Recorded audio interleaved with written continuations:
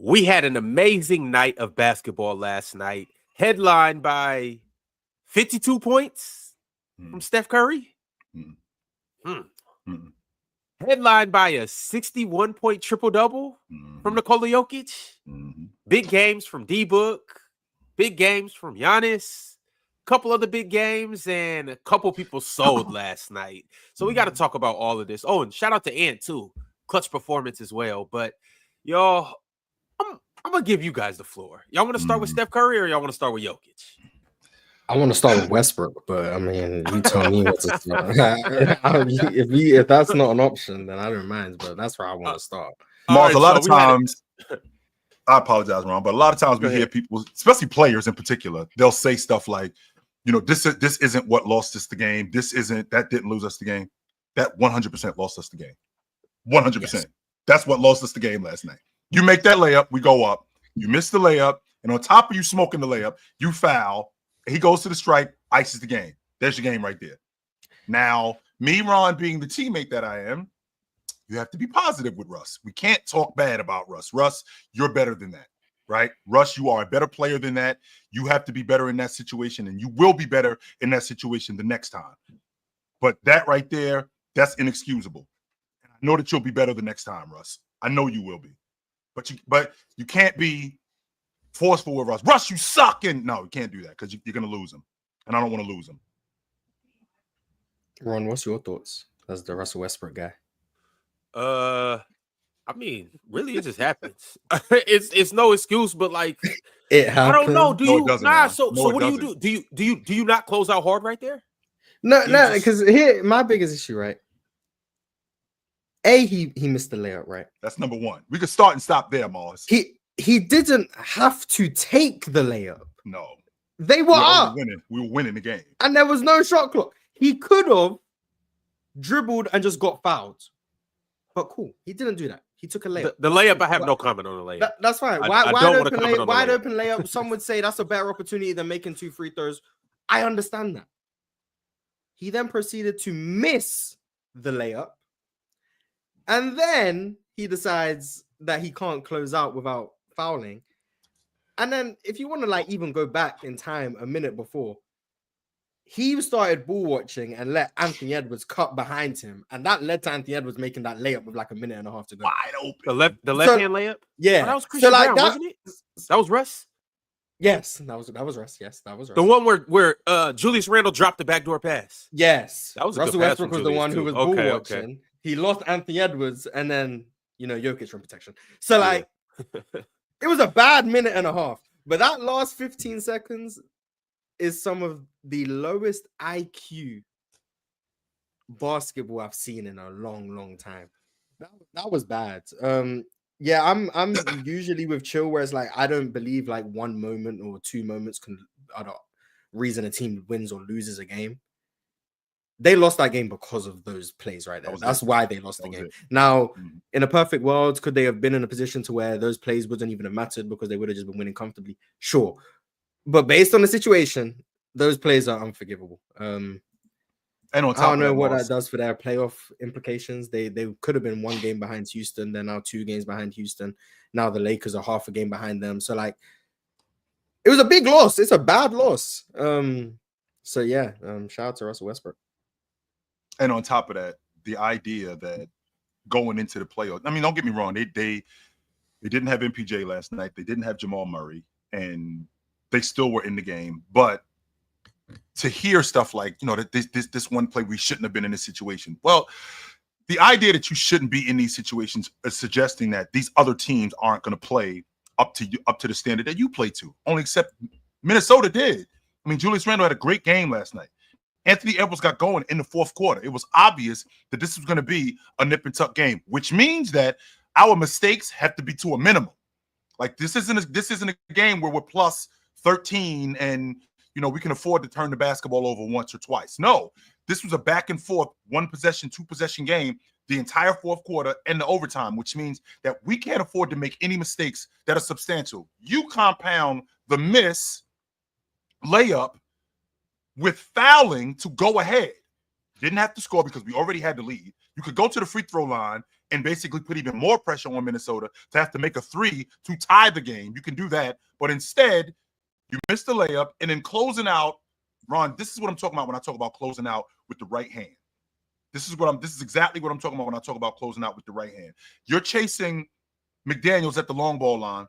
First of all, you're already on the top of him. If you're on the top of him, you want to close out on his side with this hand on his right side. That's where you want to close out with. You closing out right in front of him, knock him right over. That kills us. 100% kills us. So Chill, I mean, I think when you say that, you're saying don't cross his body. No, don't cross his body. No, Gotcha, especially in today's game where there's space that they have to come down to land in order to not foul. I can't cross your body, especially in that juncture of the game. So on top of that, this is the formula. I mean, we've already had this conversation, guys. This is another part of the formula for dealing with Joker. Now, I know that with both MPJ and Murray out of the game, that's going to mean that Joker's got to score more. But so you guys know, these are how many games the Nuggets have won this year with Joker scoring 50 or more. This is the formula. We want Joker scoring. We want Joker getting buckets, because if Joker's getting buckets, that means that everybody else is not as involved as he wants them to be involved. And he's playing his game. He's playing the game that he doesn't want to play.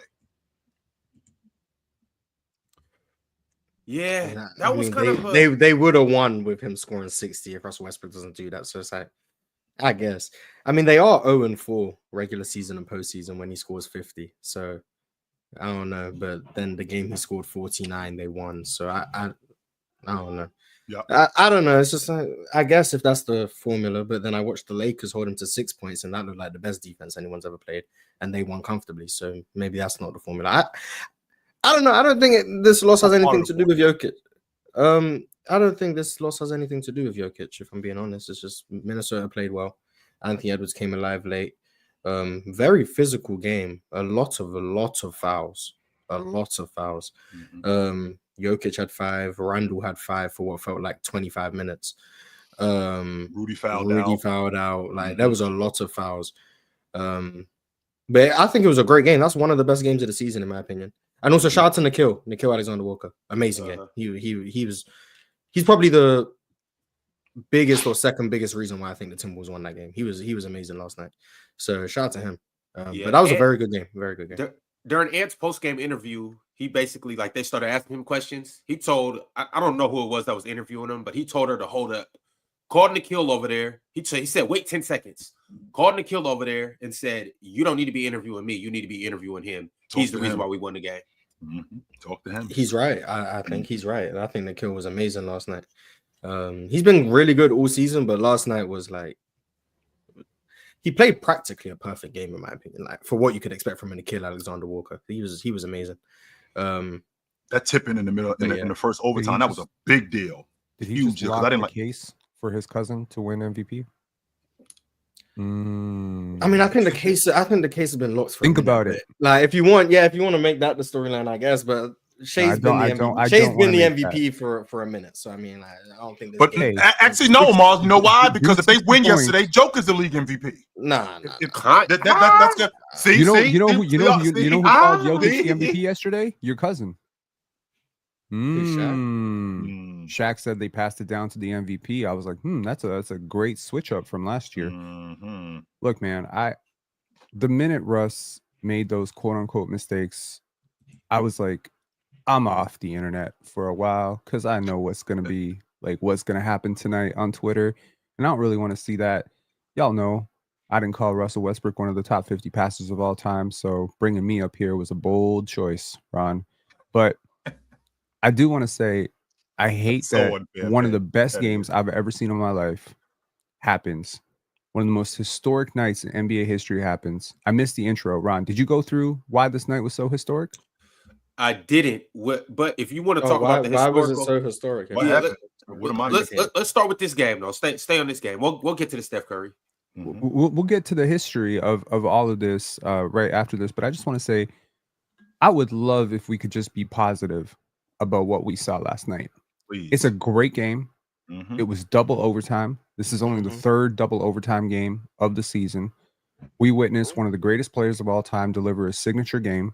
And I know that we want to talk about the ending and we want to talk about Russ and Russ, this is why people hate Russ, this is why I like Russ. I was on Lowe's Playback last night and I'm listening to people. I was there, Like, not on the stage. okay. I was in the crowd. I was listening. Shout out Low Diggity. Shout out Playback. And I was listening to, Real Talk. He was very happy when Russ made that. He's like, yes, because that's the thing. We hate on certain players and we want to see them fail. I don't think Jokic failed last night. I think he did a great job, a great game. And so, and Chill, to your point that the formula is let him score 60. Then why were they blitzing him? Why were they blitzing him in overtime? They were blitzing him. Yes, they were. To your other point that, it was a 2-possession game for the entire fourth quarter. No, it was not. The Nuggets were up 8. Yeah, they were up. They were up 8. 11, and then Anthony Edwards got going. Got rolling, going. Chill. Right. And then Anthony Edwards got going. That's what I mean when I say it was a nip and tuck game in the fourth quarter. Maybe it wasn't throughout the entire fourth quarter. Let me rephrase that. It wasn't throughout the entire fourth quarter. But Anthony Edwards got going, and then it became that. That's what I meant. For sure. I mean, you could say, okay, in OT, the Timberwolves were up 6. It was a 2-possession game, sure. That's a 2-possession game. And we still went to double OT. Did they make some mistakes? For sure. Plenty of mistakes were made on both sides, and plenty of heroics were on both sides. I just think we watched one of the best games ever. And I'm saying that one of the best games I've ever seen in my life, one of the best signature performances for one of the best players in NBA history. And all we can do is bitch about a layup.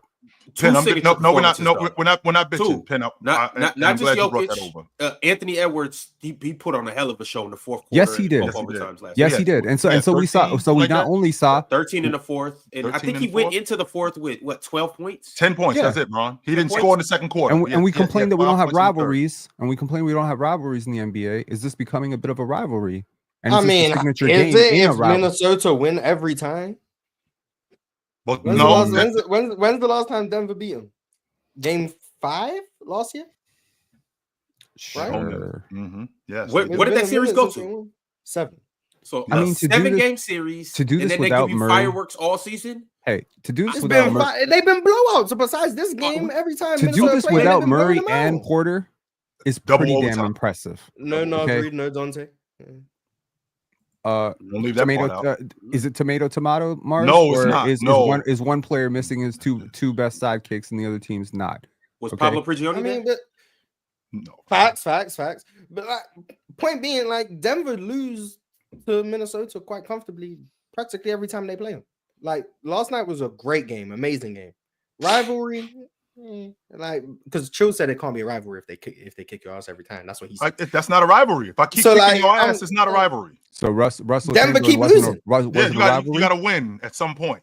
Russell Chamberlain wasn't a rivalry because 1967. Yes, he did beat Chamberlain. Okay, so eventually he beat Russell, and then he blew a 3-1 lead to him the next year. Game five. Okay, yes, come on. That was ridiculous. Shout out to Bill Russell being responsible for the. But Penn, you brought up something really interesting. We're talking about the game, and I am going to die on this hill, and I can't say this enough, guys. You don't get away from your action at the end of the game. I understand the defenses adjust. I do that because I recognize that Anthony Edwards, for all intents and purposes, is one of the best scorers in the game. Denver did a great job in blitzing him. To your point, Penn, we talked about blitz and Joker. They started blitzing Anthony Edwards. Get the ball out of his hands. Well, if you were blitzing him, you guys are prepared for double teams. You guys are prepared for blitzes. It's not like when Anthony Edwards gets blitzed, it's like, oh shit, what do we do? You guys know that he's going to get double. You guys know that Julius Randle is going to get double. You guys know that when these guys get doubled, you go to open spaces. And we've gone over this. We don't have to go away from our action. And Minnesota looks so discombobulated when Anthony Edwards gets blitzed. It looks like it's a lot of standing around. On top of that, Anthony Edwards, when he gets blitzed and gets off the ball, unlike guys like Luka, unlike guys like James, he doesn't come right back to the ball and then attack. It's just he gets off the ball, and these guys are – Julius Randle is a prime example where he's looking around like, what should I do? What should I do? Instead of sticking to the action, like we go over these things.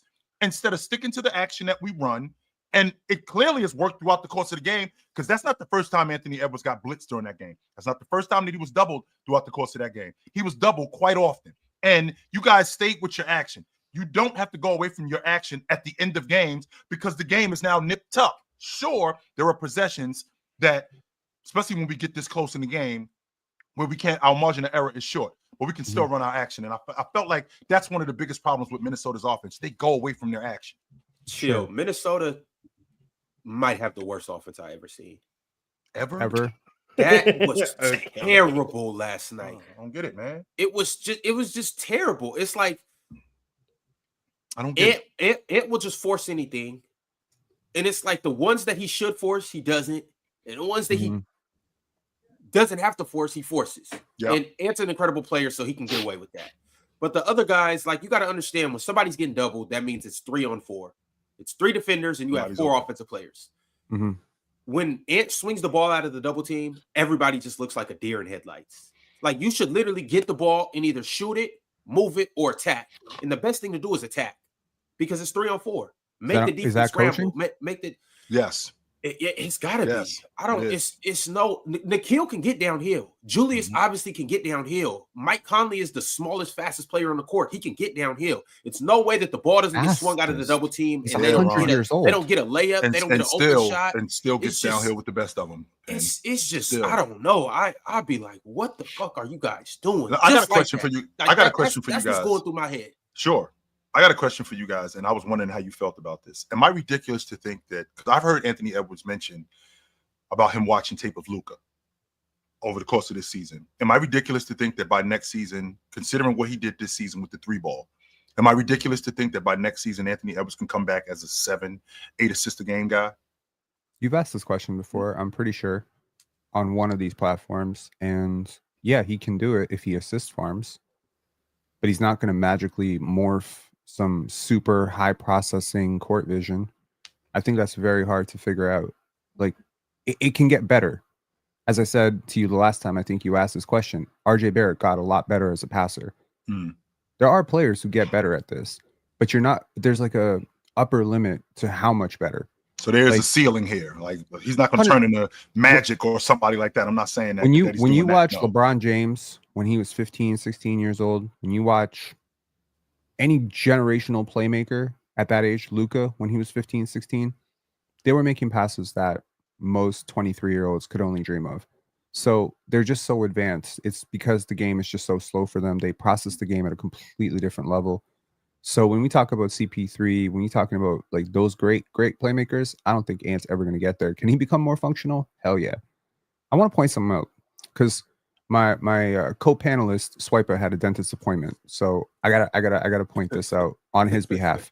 Okay, Russell Westbrook is 36 years old.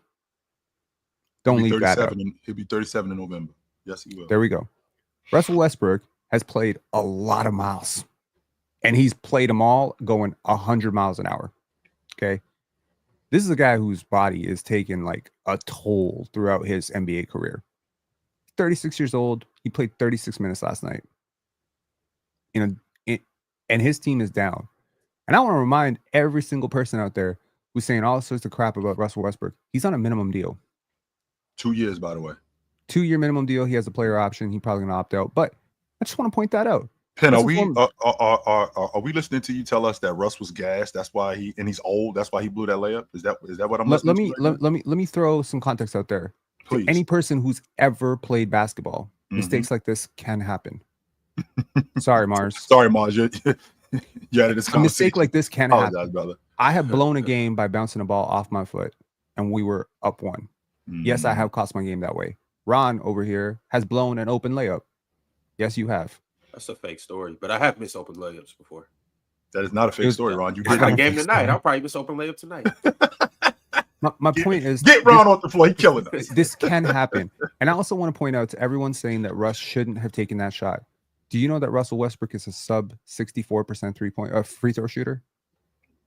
Right. So if they had fouled him, there is a very it's mathematically probable that he would have split the pair. And if he's super gassed, he could have gone 0 for 2.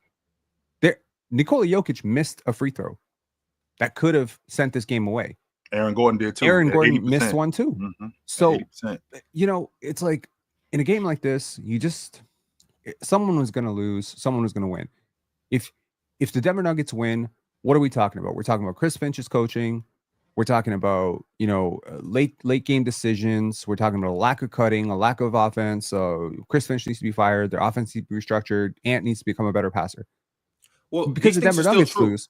I'm not going to let Minnesota off the hook. Like, let me tell you something. Let me tell you something. If Russ doesn't miss that layup and the Denver Nuggets lose, what are we talking about? Jokic doesn't win when he scores 60. It's such a stupid thing. Someone's got to lose, guys. But wait a minute, though, Penn. I understand what I mean when I say that. Sure, that was an anomaly. But throughout the course of Joker's career, when he scores a lot, they don't win. And the reason why they don't win, they don't win because cart and horse argument, Shell. What if he scores a lot because he knows they're not going to win unless he does? His first option is always to make a play. You know that. We've been watching him for a long time. Sure. His first option is everybody eats. Mm-hmm. Jokic's ideal game is I score 10 and each of my teammates score 15. Mm-hmm. He'll score 60 when his teammates don't have it going, when he's undermanned. He's going to do that. I will mention something very interesting in terms of the stats. And let's just can we get to the history of the night? It's interesting. There have been two teams that have scored 60 plus. I had a player score 60 plus this year against the Minnesota Timberwolves. De'Aaron Fox did it. Jokic did it. They both lost. In the season. Yep. That is very both overtime too. Both overtime, both losses. In Sacramento. Yep. So here's the history. Nikola Jokic became the first player in league history to record a 60-plus game in a triple-double. It's the highest scoring triple-double of all time. I don't hear a lot of people talking about that. It's the first date. Well, Luka and James Harden both had 60-point triple-doubles. He has 61. And Mars, would it surprise you, Mars, that in 1964, Chamberlain was one free throw and one assist away from 60 and 10. Of course. Wow. Make a free throw. This is also I know Luka and James Harden won those games. I know that. Sorry, 60 plus. So above 60. That's what I meant to say. So 61. Okay. It is still the highest scoring triple-double game in NBA history. 61 is higher than 60. Okay. This is the first day in NBA history where multiple former MVPs scored 50 plus on the same day. Steph and Jokic. Nikola Jokic played the final 40 minutes and 38 seconds of this game without sitting. Crazy. For all the people that say he's fat and he's pudgy, well, I'd like to see you play 5 minutes in an NBA game without sitting because you'd be dead. Okay. He's the fastest center, and this happened 2 days ago, and I don't think we brought it up. Mm-hmm. He's the fastest center in NBA history to reach 16,000 points since Shaquille O'Neal. How about that? How about that? All right. That was damn interesting. Now, the Steph history is actually, weirdly enough, even more interesting. And I hope that we could just transition over to Steph if we want to after this. I want to get back into what you were talking about with. We'll get to Steph in a second. Okay, we get to Steph history after. I just want to get back into what you were talking about in terms of Joker, scoring as much points as he's scoring, and the reason why his teammates, what happens with them. So they play off of Joker. That's their rhythm because he's responsible for almost all of their offense. MPJ, Jamal Murray, all of these guys. Well, when Joker is playing the way he's playing, they don't get involved in the offense nearly as much. So that throws off rhythm. And as you know, Penn, if you're a scorer, my scoring is consistent with my rhythm. If I'm in rhythm, then I'm going to score. Well, when Joker got going, when he's got 40, 50 or whatever it is, I'm out of rhythm. One, because I'm not getting the ball, and that's largely due to the defense too, because they're keying in on me. And then when we get late in the game, which was last night, when they started blitzing Joker, so now he's coming to me. Well, I haven't seen the ball. I haven't seen a good shot in 3 or 4 trips. That kind of stuff matters when I haven't seen the ball and I'm trying to score, or when I'm looking for a good shot. That kind of stuff matters when it comes to Joker, because this is a guy who I'm relying on to get me shots. Well, if the defense is keying in on me, I haven't touched the ball, and I'm not really in rhythm. He's getting blitzed. We're getting late in the game, and now I have to score, which I'm not accustomed to because throughout the course of the game, I haven't really seen much scoring because he's been doing all the scoring. It can screw us up, which is what the defense wants with Joker. That's the idea when I say that this is part of the formula with Joker. In theory, I don't think that's how it goes there, because Jokic scoring a lot of points isn't like the typical way of scoring a lot of points. The ball doesn't stick. It's not like you give the ball to him and everyone just stands around and watches him go to work. Sure. He's moving, he's cutting, he's playing, he's making quick decisions. Like most of his scoring, like I mean, he took like 5,000 free throws. So last night's kind of an anomaly. But when he scores a lot of points, it's just a lot of quick attacks. Like it's not like you're getting frozen out the game because Jokic is scoring a lot. Like I don't think that's happening. Everyone is still touching the ball. Like it's not like Kobe's 81. They touch the ball more than everyone else's teammates, even when they don't score a lot of points. So like, I don't buy that when it comes to Jokic. In general, like in theory, I think that makes sense. I just don't think it applies to Jokic. And I don't know if team's game plan is to just let him score, because Minnesota didn't look like they were letting him score. Besides like that, a couple possessions where they just let Anthony Edwards die. Anthony Edwards. That was interesting. But for the most part, it was very interesting. Him. Yeah, very interesting. But they like, yeah, I don't know. I don't know. It's just when you were playing, what disrupted your rhythm the most? I'm assuming it was when you didn't touch the basketball for a while, right? Sure. If you went 2-3 empty possessions down and your scorer just had to go and your guard maybe got it down to your big man, you were fanning out on the wing. Now maybe after 5 possessions you get the ball. Now you're a little bit out of rhythm because you haven't touched the ball in 5 possessions. But I'm open. But you're open, and maybe it's not the highest quality shot, and it's one of those grenades. I don't know. You know, not even late in the shot clock, but you know, I'm open, but I haven't touched the ball in 2 or 3 trips, and but don't shoot the ball or not? But would you agree that most of Denver's offense is very 0.5? Like they tend to move the ball, they tend to swing it around a lot. Guys do tend to at least feel the peel a little bit.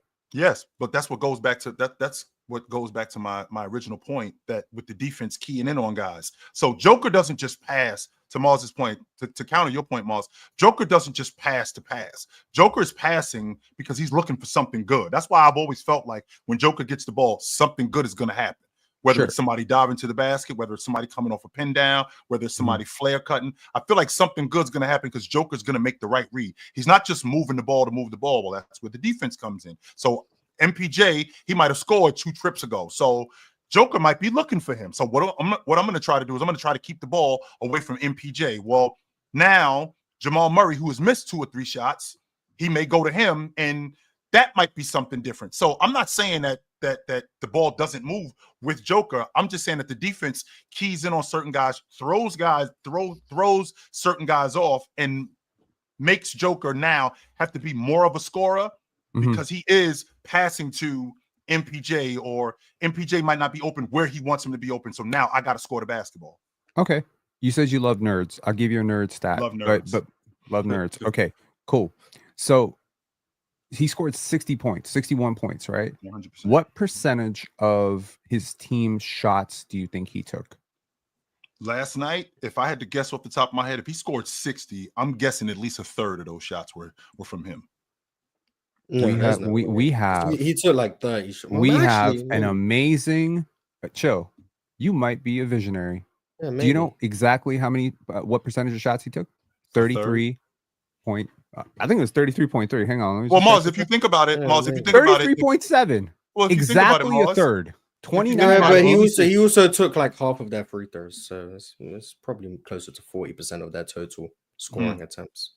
I'm just thinking. I'm like how many shots does the team take on an average? Like what, 85 shots? 85, 90 maybe. That's what I was thinking. Like 85 game. So with them, it was also a double overtime game. So if they take 85 shots and a guy goes for 60, well, I'm not scoring 60 shooting 20 shots. I'm gonna probably have to have at least 25 to 30 shots. Well, that's about a third of all of those shots. That's what I was thinking. Good work. No, I mean, that's actually amazing that you got it right. Greg goes the tag. You didn't get it as an estimate. You got it on the dot, Joe. Wow. Literally a third. Interesting. It was literally. And the people say Chill don't know ball. Hey, crazy. Damn. I know a little bit. I don't know a lot. I know a little bit though. Big fella, what up? Not much. What's going on, y'all? Just talking basketball. That's all we doing around here.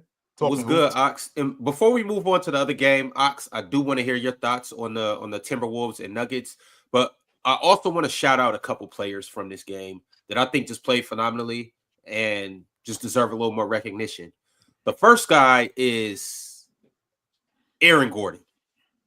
He has been balling since Jokic went down and then Murray went down and he just had to start and, basically be their leading scorer. He hasn't stopped just doing what he was doing. He had 30 points last night and it just went over everybody's head because, Jokic did what he did and had his late game heroics and everything else in between. Aaron Gordon went 4 for 8 from 3, 9 for 15 from the field, 8 for 10 from free throw line, and had 30 points, 8 rebounds, 5 assists. Yeah, Aaron Gordon could just shoot now. It's disgusting, but he can. Shouldn't you be able to shoot Mars at that level if you're wide open? Like, shouldn't you be able to do that, or am I ridiculous? I mean, yeah, in theory, but I mean, it's very rare that you go through 10 years of being a bad shooter, and now all of a sudden you're just the best shooter of all time. Like, that's think about this though, and I get what you're saying. Like, for some people, like they'll never be able to shoot, and for some people, you built up this whole just bad credit, and bad credibility of being able to shoot. You just can't shoot. But also, you got to look at it from the other side. He's technically had 10 years of practicing with NBA trainers, 10 years to work on his form, 10 years to. So 9 years wasn't enough, but that 10th year just clicked. Yeah, that's how it works for some people. For the past couple seasons, though, I don't think Aaron Gordon knew he couldn't shoot, though. You know what I'm saying? Like, but that's a good thing. I mean, you got to shoot with confidence every time. Yeah, that's a good thing. Yeah, that's what I'm saying. Like, he's not shy about it. And my thing too, I wanted to talk about it yesterday. I think we were talking about.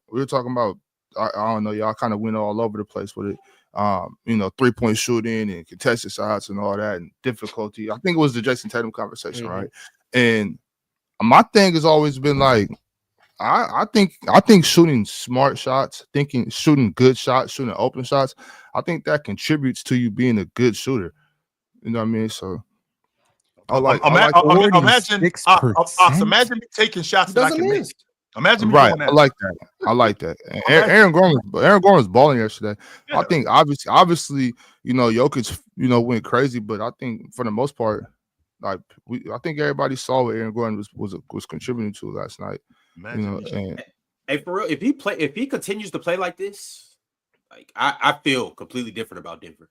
And I'm not saying 30 points every night, and I'm not saying 4 for 8 from 3, but if he continues just to be aggressive like this and shoot at a somewhat good, reasonable clip, he shoots 46% from 3 for the season. So I mean, we're like what? On what volume? Like bro, he went to Serbia and learned how to shoot. He is now Aaron Gordovich. Shout out Serbia. He's shooting it with confidence too. He's not just. It's not just. He's shooting pull-up threes in transition. Aaron Gordon, one of the best athletes we've ever seen, is shooting pull-up threes in transition. Crazy. That was a big one. But to Ox's point, imagine me shooting shots that I can make instead of looking at somebody else going, I can do that. No, you can't. How about you live where you live, right? Like Steph Curry. I don't know. We're going to transition to Steph Curry. Steph Curry got a lot of people thinking I can do that. No, you can't. No, that's a different dude than you. How about you stay where you are? No. Extremely different. No. That's also, not you. I always bring it back to my brother and I had this conversation. Me and my brother was sitting around and we're watching Venus Williams. My brother says to me, I can do that. And I'm like, yo, she would wipe the floor with you. No, you can't do that. No, you can't. No. Sorry. Stay where you are. You can't do that. I ain't saying that you can't do something else or you can't do something good. You just can't do that. No. Well, I think it's worth noting that Aaron Gordon has had some really high volume 3-point shooting seasons. 17-18 in Orlando when he was 22 was a really high volume season, although he only hit 33.6%. He had a really good season last year. How many did he shoot that year? He shot 8.8 per 100 possessions, and this year he's shooting 5.8 per 100 possessions. That's a lot less this year that he's shooting, but he's taking smarter ones and he's taking difficult ones. And in his last year, granted, it was only 25 games in Orlando before he got traded, 37.5%. So on his career, he's 33%. But if I told you a career 32% 3-point shooter is going to shoot 46% on the season, like I think you think I was crazy. So that's respect to him, man. That guy shot 29% last season. So I mean, people could get better at shit. You know what I mean? Like I'm watching it right now. I'm watching it right now with the team that I cover. Like I'm watching 31-year-olds get better. To be fair, Aaron Gordon did shoot like 40% from 3 in the playoffs last year. Now they weren't guarding him, but maybe that was like the sign of, oh look, we're gonna figure this thing out, and here we are. But shout out to him. All the credit in the world for him becoming a good shooter. I mean, we've been seeing this over the last, I would say, 5 years with really the big man just evolution. We've seen bigs who didn't shoot threes at all, didn't even look at the basket, and now they're taking threes and making threes. We've seen what Ant did too, and obviously it's a little different because Ant was an all right shooter. He could make threes, and now all of a sudden he's top 4 or 5 shooter in the league, 3, 4, or 5 shooter in the league. So I think just with the way the game's going, guys are starting to practice shooting more, which obviously you would think like, why wouldn't guys practice shooting just in general 10 years ago, 20 years ago, 30 years ago? But I think that has a lot to do with it. Just guys knowing that they have to shoot in order to survive. And also too, what's the one theory? Remember the dude that ran the mile? He ran a sub 6 minute mile or sub 4 minute mile, 5 minute mile, whatever it is, and then everybody else started doing it. Yep. Like once you see somebody else be able to do it, it's a little more realistic for you to like think that you can. Fact, 100%. Fair enough. I mean, I can give it that. Fair enough. That makes sense. Like Toronto winning a championship opened up the door for Milwaukee, opened up the door for Denver. They were like, oh, they can do it. Anybody can do it. See what I mean? It's Toronto started a trend, man. Totally. All right. I mean, but with that being said, too, though, there's always been players that could do things, but it just wasn't a part of the game plan. Facts. I mean, it just wasn't a part of the game plan. I was watching Chris Bosh not taking threes back in 04, 05. I was sitting there in a practice, and I literally saw him hit 12 threes in a row, and I was just out of my mind. He was like 7 feet beyond the 3-point line, and I was like, he could shoot like that? Which I actually I got a question for you guys. And Ron, I want to stay right where we at, but I got a question for you guys. With expansion coming up, how realistic, considering what you guys are telling me, that means that it's a whole bunch of guys in the league that can do a whole lot of things. It's just the situation that they're in. With expansion coming up, how realistic is it that an expansion team can be good immediately? There's a lot of good players. How does the expansion thing work? Do teams protect 7 people? 8. Yeah, 8. God, I am very scared. I am very scared for some teams. Because there are a lot of teams in this league that if you think about 8 players on their team that they can protect, rosters are deeper than ever. I don't think people want to go back and look at some of those, 60s, 70s, 80s, 90s rosters. That 10th guy is a bum. Let me be more respectful when I say that. That 10th guy is a plumber. Yep. Okay. But for real, like today, the 10th guy might be a 3rd overall pick. How about Grimes? Grimes was a rotation guy. Reed Shepard, guys like that. So this is what I'm saying. Better protect him, Mars. You got 2. I mean, yeah, the Rockets would protect Reed Shepard. They'll let like an Aaron Holiday go or something. Right. The scary thing of so to those of you, those people who don't understand how expansion works, there's gonna be 2 teams that are gonna get expansion teams. Most likely Seattle and Las Vegas. Okay. Why are you rolling your eyes at Seattle? Most likely Las Vegas. Definitely Seattle. Okay. Seattle's we're not getting an expansion team. You giving me back what you stole. Correct. We're not expanding here. Okay. Cool. Or giving back what they didn't take care of and lost. They never should have had it in the first place. But anyway, as you were saying, when it comes to us, teams should only be able to protect 5 players. We should be able to rob the league the same way we got robbed. But proceed, Penn. Cool. So yeah, you're not gonna be able to do that. Teams are gonna be able to protect 8 players. I'm praying that teams get to protect 9 players. I'm really worried about some of my favorite teams. But you can only take 1 player per team. So you can't just go and take 2 players from the Houston Rockets or whatever. Each team will be able to take 1 player from each team, I believe. Or is it? That's the thing that I'm a little bit confused about. Penn, we won't really know until we know. Right, it's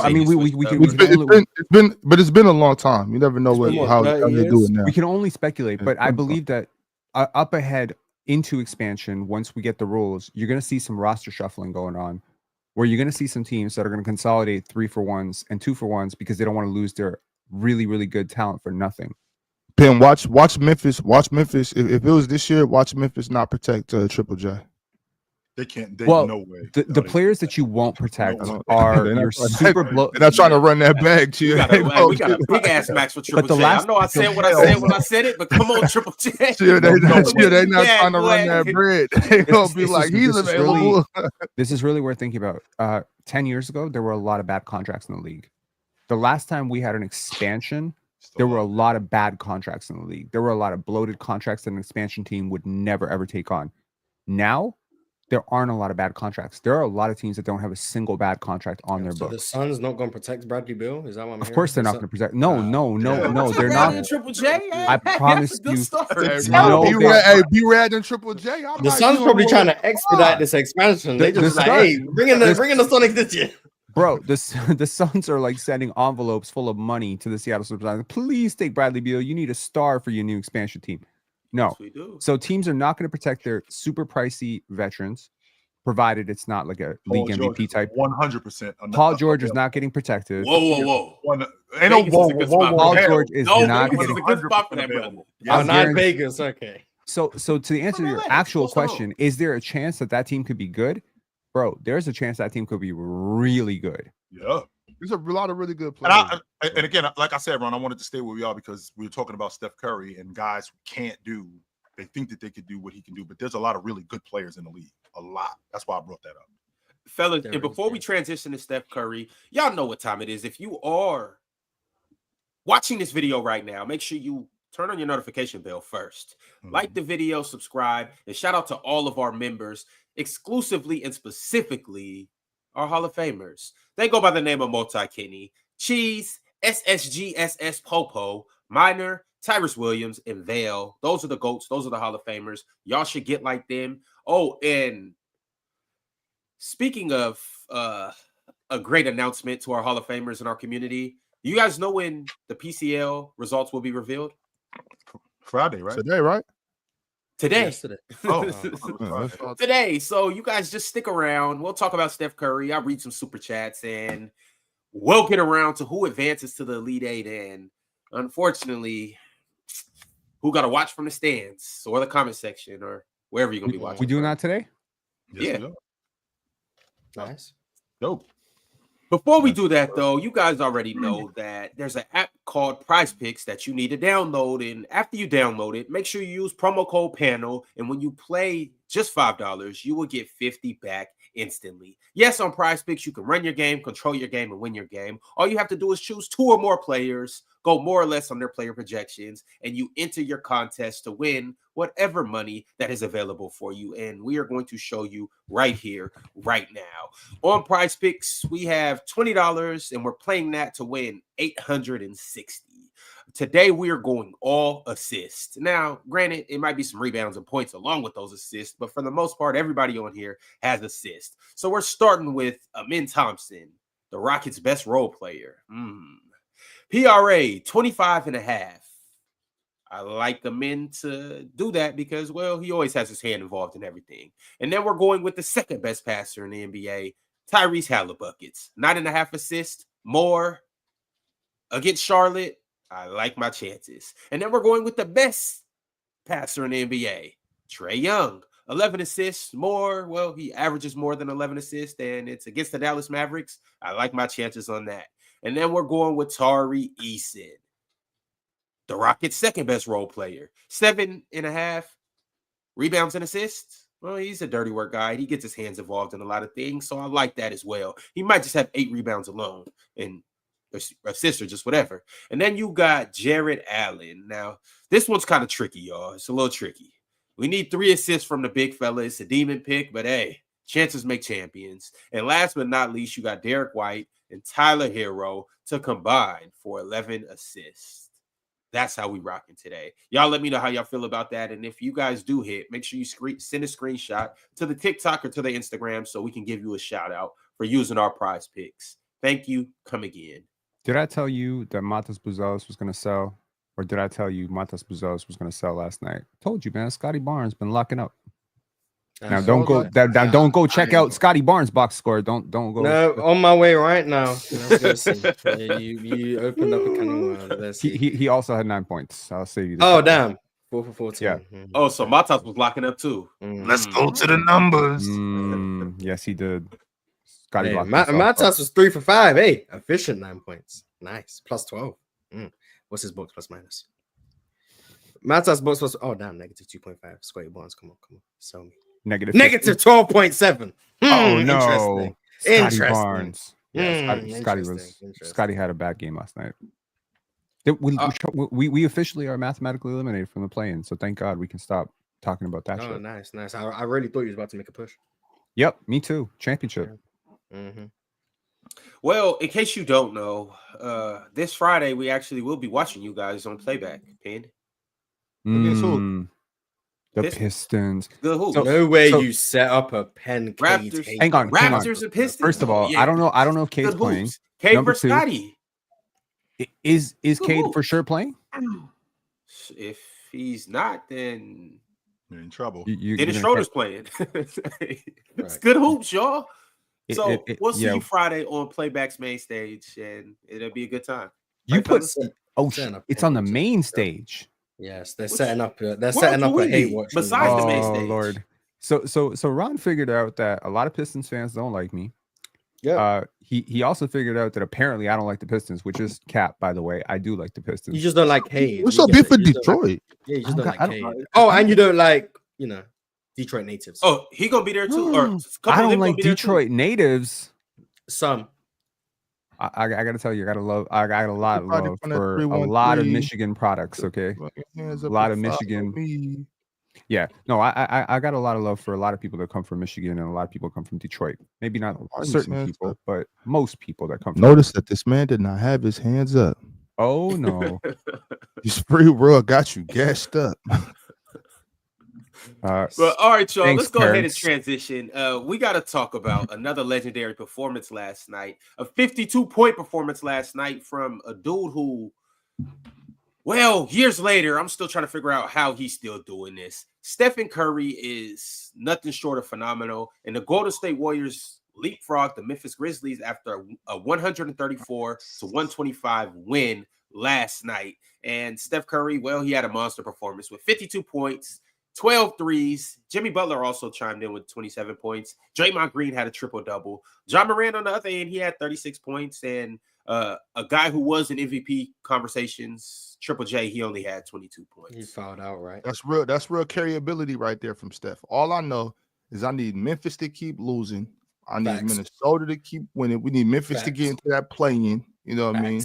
Let's get to the playoffs, man. I'm praying on Memphis. Come on, Memphis. Crazy right now. Come on. I'm praying they get the Bro, I'm telling you, we can keep Dallas and Memphis right there. We'll be all right. We'll be all right, y'all. Hey, don't worry about it. The beam will light again. Fellas, let's talk about the game, and then I'm gonna get into the standings. I'm gonna throw the standings on the screen, and we'll look at everything that's going on right now. Okay. I was just asking. Did someone up here say Steph was washed? I thought I heard it. I can't remember who was. Was you? Okay, that was you. Okay. Yeah, absolutely. Nice. Is he still washed? He just joined Michael Jordan as the only guard older than 36 to score 1,500 points in a single season. Sounds real washed. You got these crazy ESPN stats. It's not ESPN stats. Hey, Mars, I prepare. 1,500. Okay. Ron texted me at 10 o'clock and told me someone has some dentist appointments and I had to be up here. So I spent, 20, 30 minutes preparing for the show like a good panelist. I can come up with some stats. Yeah, with ESPN stats. Shout out to you. Bro, people see a white guy on the panel. They expect some stats, Mars. I'm here doing my job. Makes sense. There you go. Makes sense. I got to come with the stats. Steph was crazy. He made we're at a point where he made 12 threes, 11 threes, something like that. Yeah, 12. 8 of them were just absolutely ridiculous. But it's for Steph, they're just Steph threes. But for any other person, they're legitimately ridiculous threes. And I don't want to take it for granted how good of a shooter he is.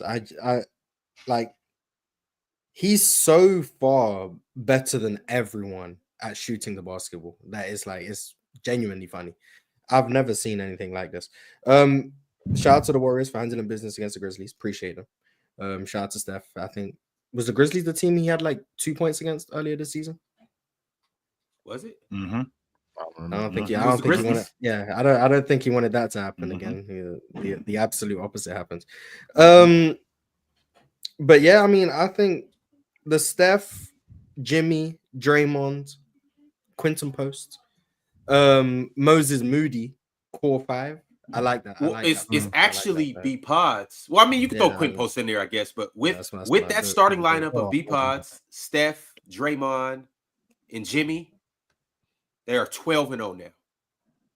Moses Moody too. They are 12-0. They're a good team. I don't know where they're gonna go. I don't know what the ceiling is, but they're a good team. They're a tough team to beat. And when you have that guy who can just shoot from 6,000 feet away, you have a chance against anyone. You have a chance. So yeah, definitely a very scary team. And Steph was on a little like mini slump before last night's game. Like he was shooting like 32% from 3 over like his previous like 4 or 5 games. Yeah, he got out of that slump quite quick. Made like 8 threes in the first half. Ridiculous. But yeah, that's all I really have to say. He was amazing. So yeah. Can I get back to my ESPN stats? Go ahead. It's my only roll up Please, here now. please do. We beg you. I have assumed the role. Okay, he is the first player in NBA history to score 50 points, 50 plus points, 10 plus 3-pointers, and 5 plus steals in a single game. He had 5 steals last night. Mm-hmm. Oh damn. Okay. He also passed a certain LeBron James on the all-time 50-point game list. I seen that on Twitter. Now Bron fans were getting upset. Now this is actually pretty crazy.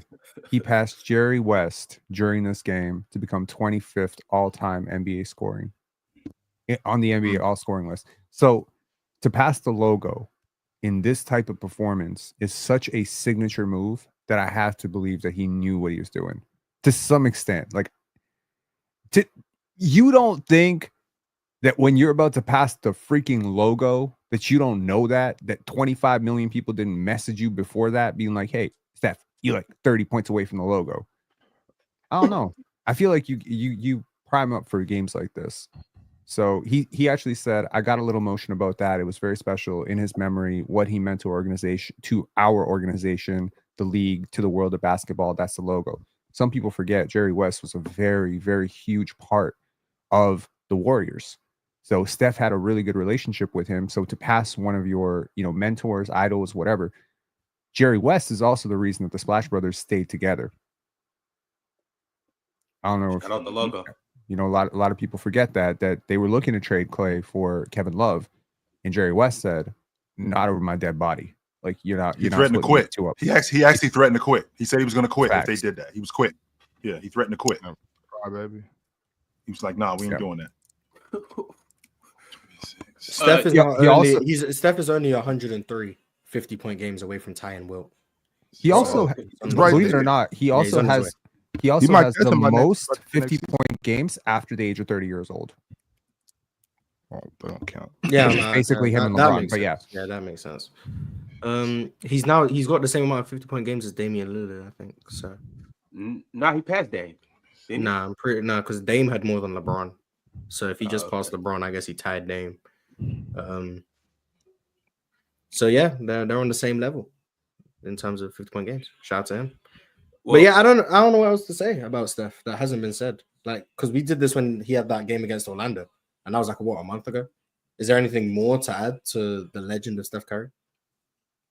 Steph's not washed. That's all you're doing is just adding to it. Oh yeah, that's really all you're doing.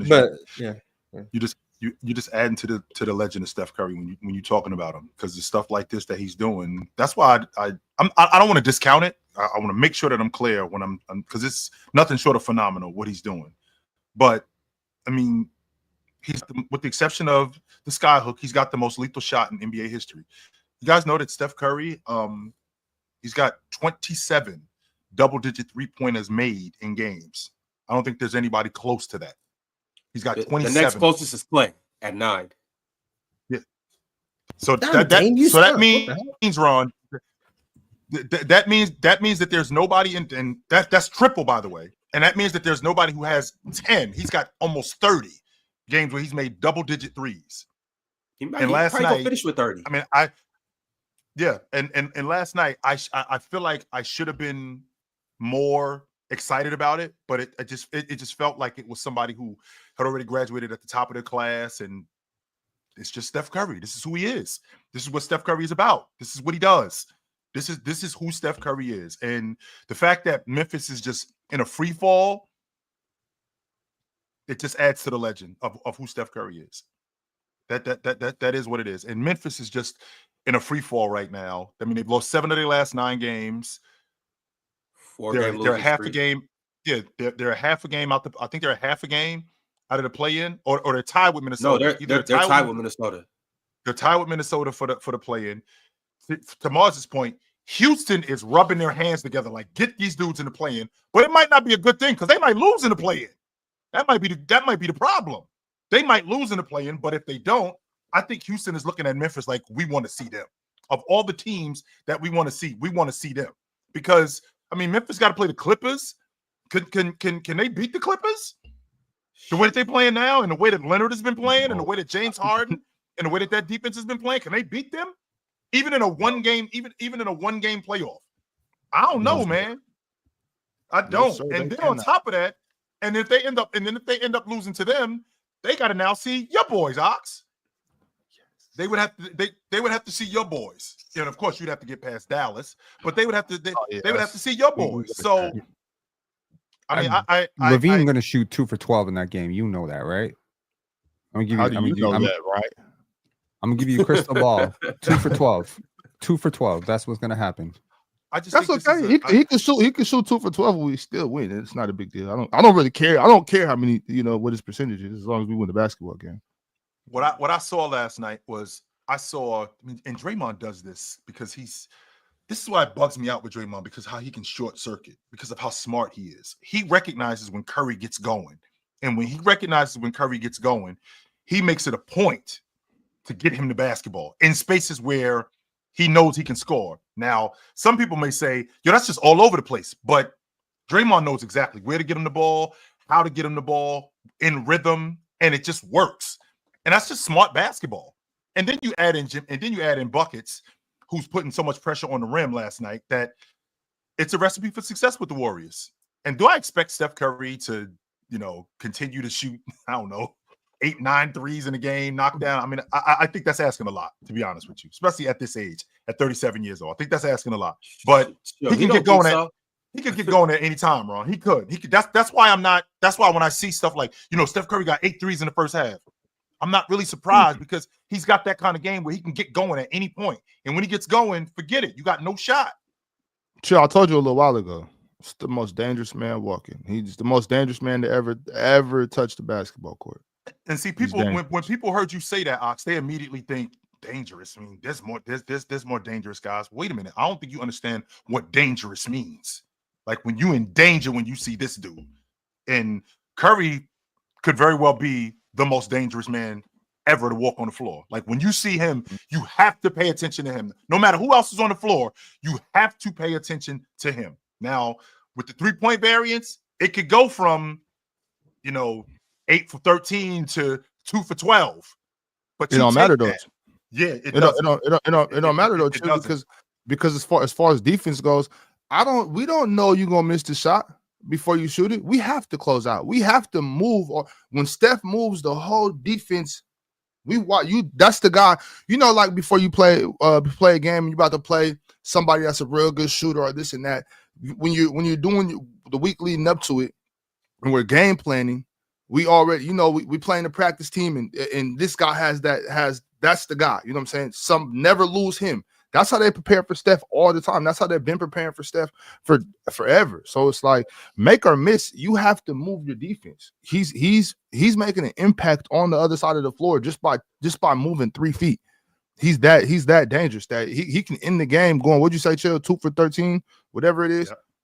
And the defense still has to respect him. If Steph missed 7 threes in a row on that 8th 3, the defense is running out like he's Still gotta hit be 6 right in a there. row. You still have to be right You know what there. I'm saying? Yes. So But as on long the flip as you side can of him impact going, the defense. Mm-hmm. on the flip side of him going 2 for 12, he could also end the game going 8 for 10. He could do that too, and that's why you can't risk him being open. That's why you can't risk not knowing where he is. That's why he's so dangerous for that reason right there. Is he? You said he's the most dangerous man to ever walk on a basketball court. Do you believe that?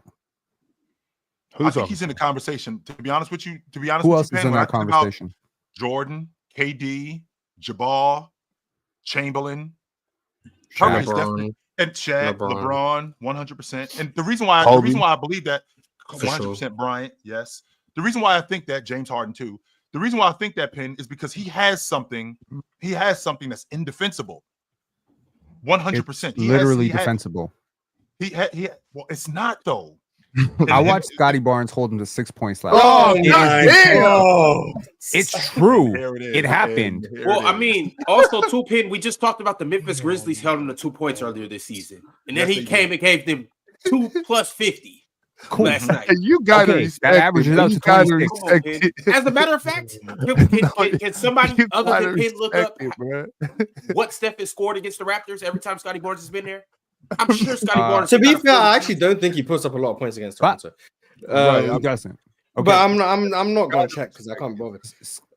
Scotty been holding crazy low percentages. Steph is the most dangerous player ever, though. But I do think he's probably on that. I think he's in the conversation. I feel like that. I feel like he's definitely in the conversation. It wasn't most dangerous player ever, though. It was the most dangerous shot ever. I want you. Okay. No, I think he's the most dangerous player. Yeah, Ox said most dangerous player. Y'all are hoopers, okay? I think he's in the conversation. Put yourself in your prime. I'm gonna put you in your prime. You're gonna sign a 10-day with the Memphis Grizzlies or whoever the hell, and you are playing a player. He about this far from crashing out. Straight to the club after that. I'm saying a 10-day with the Lakers. I don't really give a shit. No, I'll play with y'all. I'll play with him. You're walking into the arena. You're walking in for shoot around. You see that other guy on the other side. Who's the one who's striking the most fear in your heart?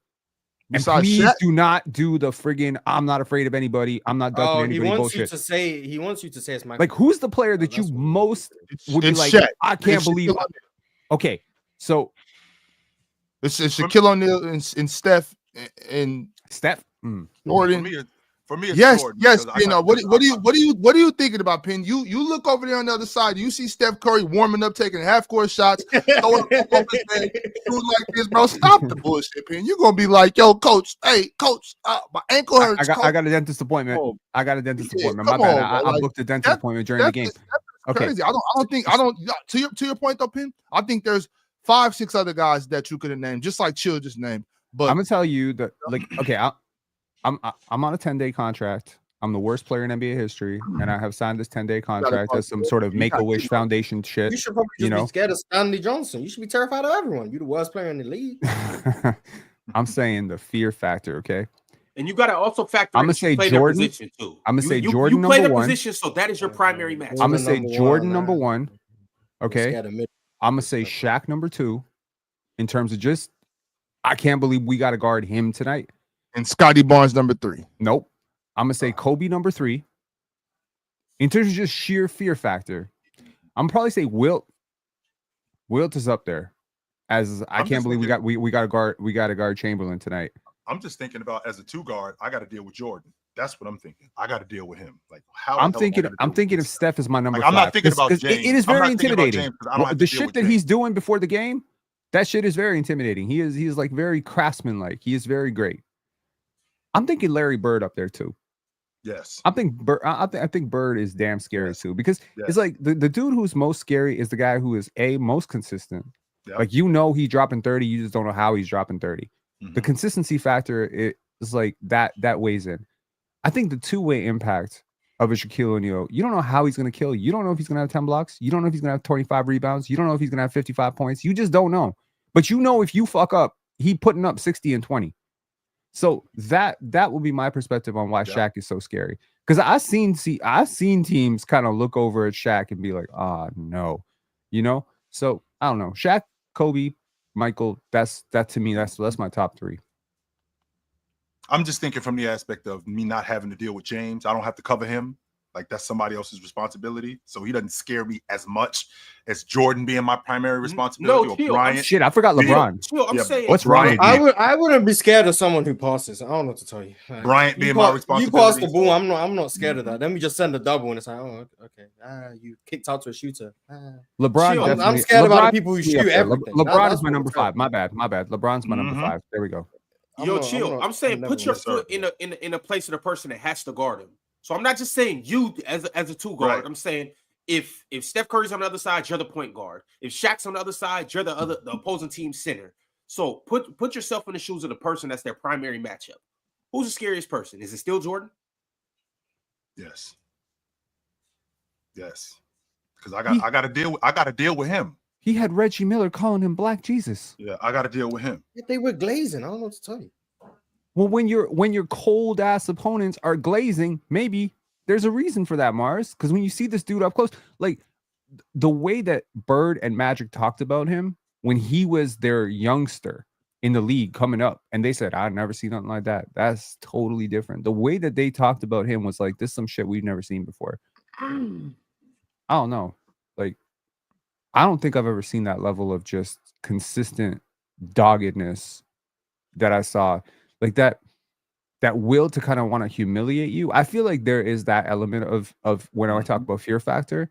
It's like there's certain players in this league where they go up 15, they'll probably let off a little bit, right? Like they go up 15, 20, they're not still going at you. I feel like with Jordan and Shaq, like you don't know what personal beef they got in their head. You don't know what article they read. Shaq read some comment about like, you know what I mean? Like some personal shit, like with Shaq and Olowokandi or, you know, Shaq and Dwight or something like that. Like you don't know what article they read or what personal beef they got, but they might just come in and decide, I'm going to put 70 on this. And you're not going to stop it. You're really not going to stop it. Yeah, so good luck. And I guarantee you're going to stop Steph Curry, huh?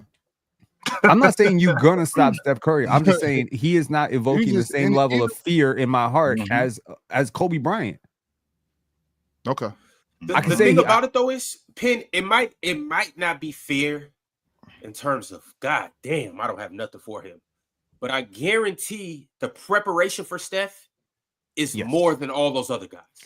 Because with Steph, I gotta guard the pick and roll. There's no preparation for Michael. I gotta okay. Well, yeah, I'm your coach. You're guarding Michael. I'm gonna hand you a Bible and I'm gonna say good luck. I mean, it's the same. There's no preparation for Michael Jordan. There's no preparation Steph, for Kobe. You have to overthink it and still have to deal with it too. Like, I just think that with Steph, I gotta guard the pick and roll. If I you gotta do a guard really you in good job on ISO. Steph, I have to guard you off ball. I have to run through a million screens.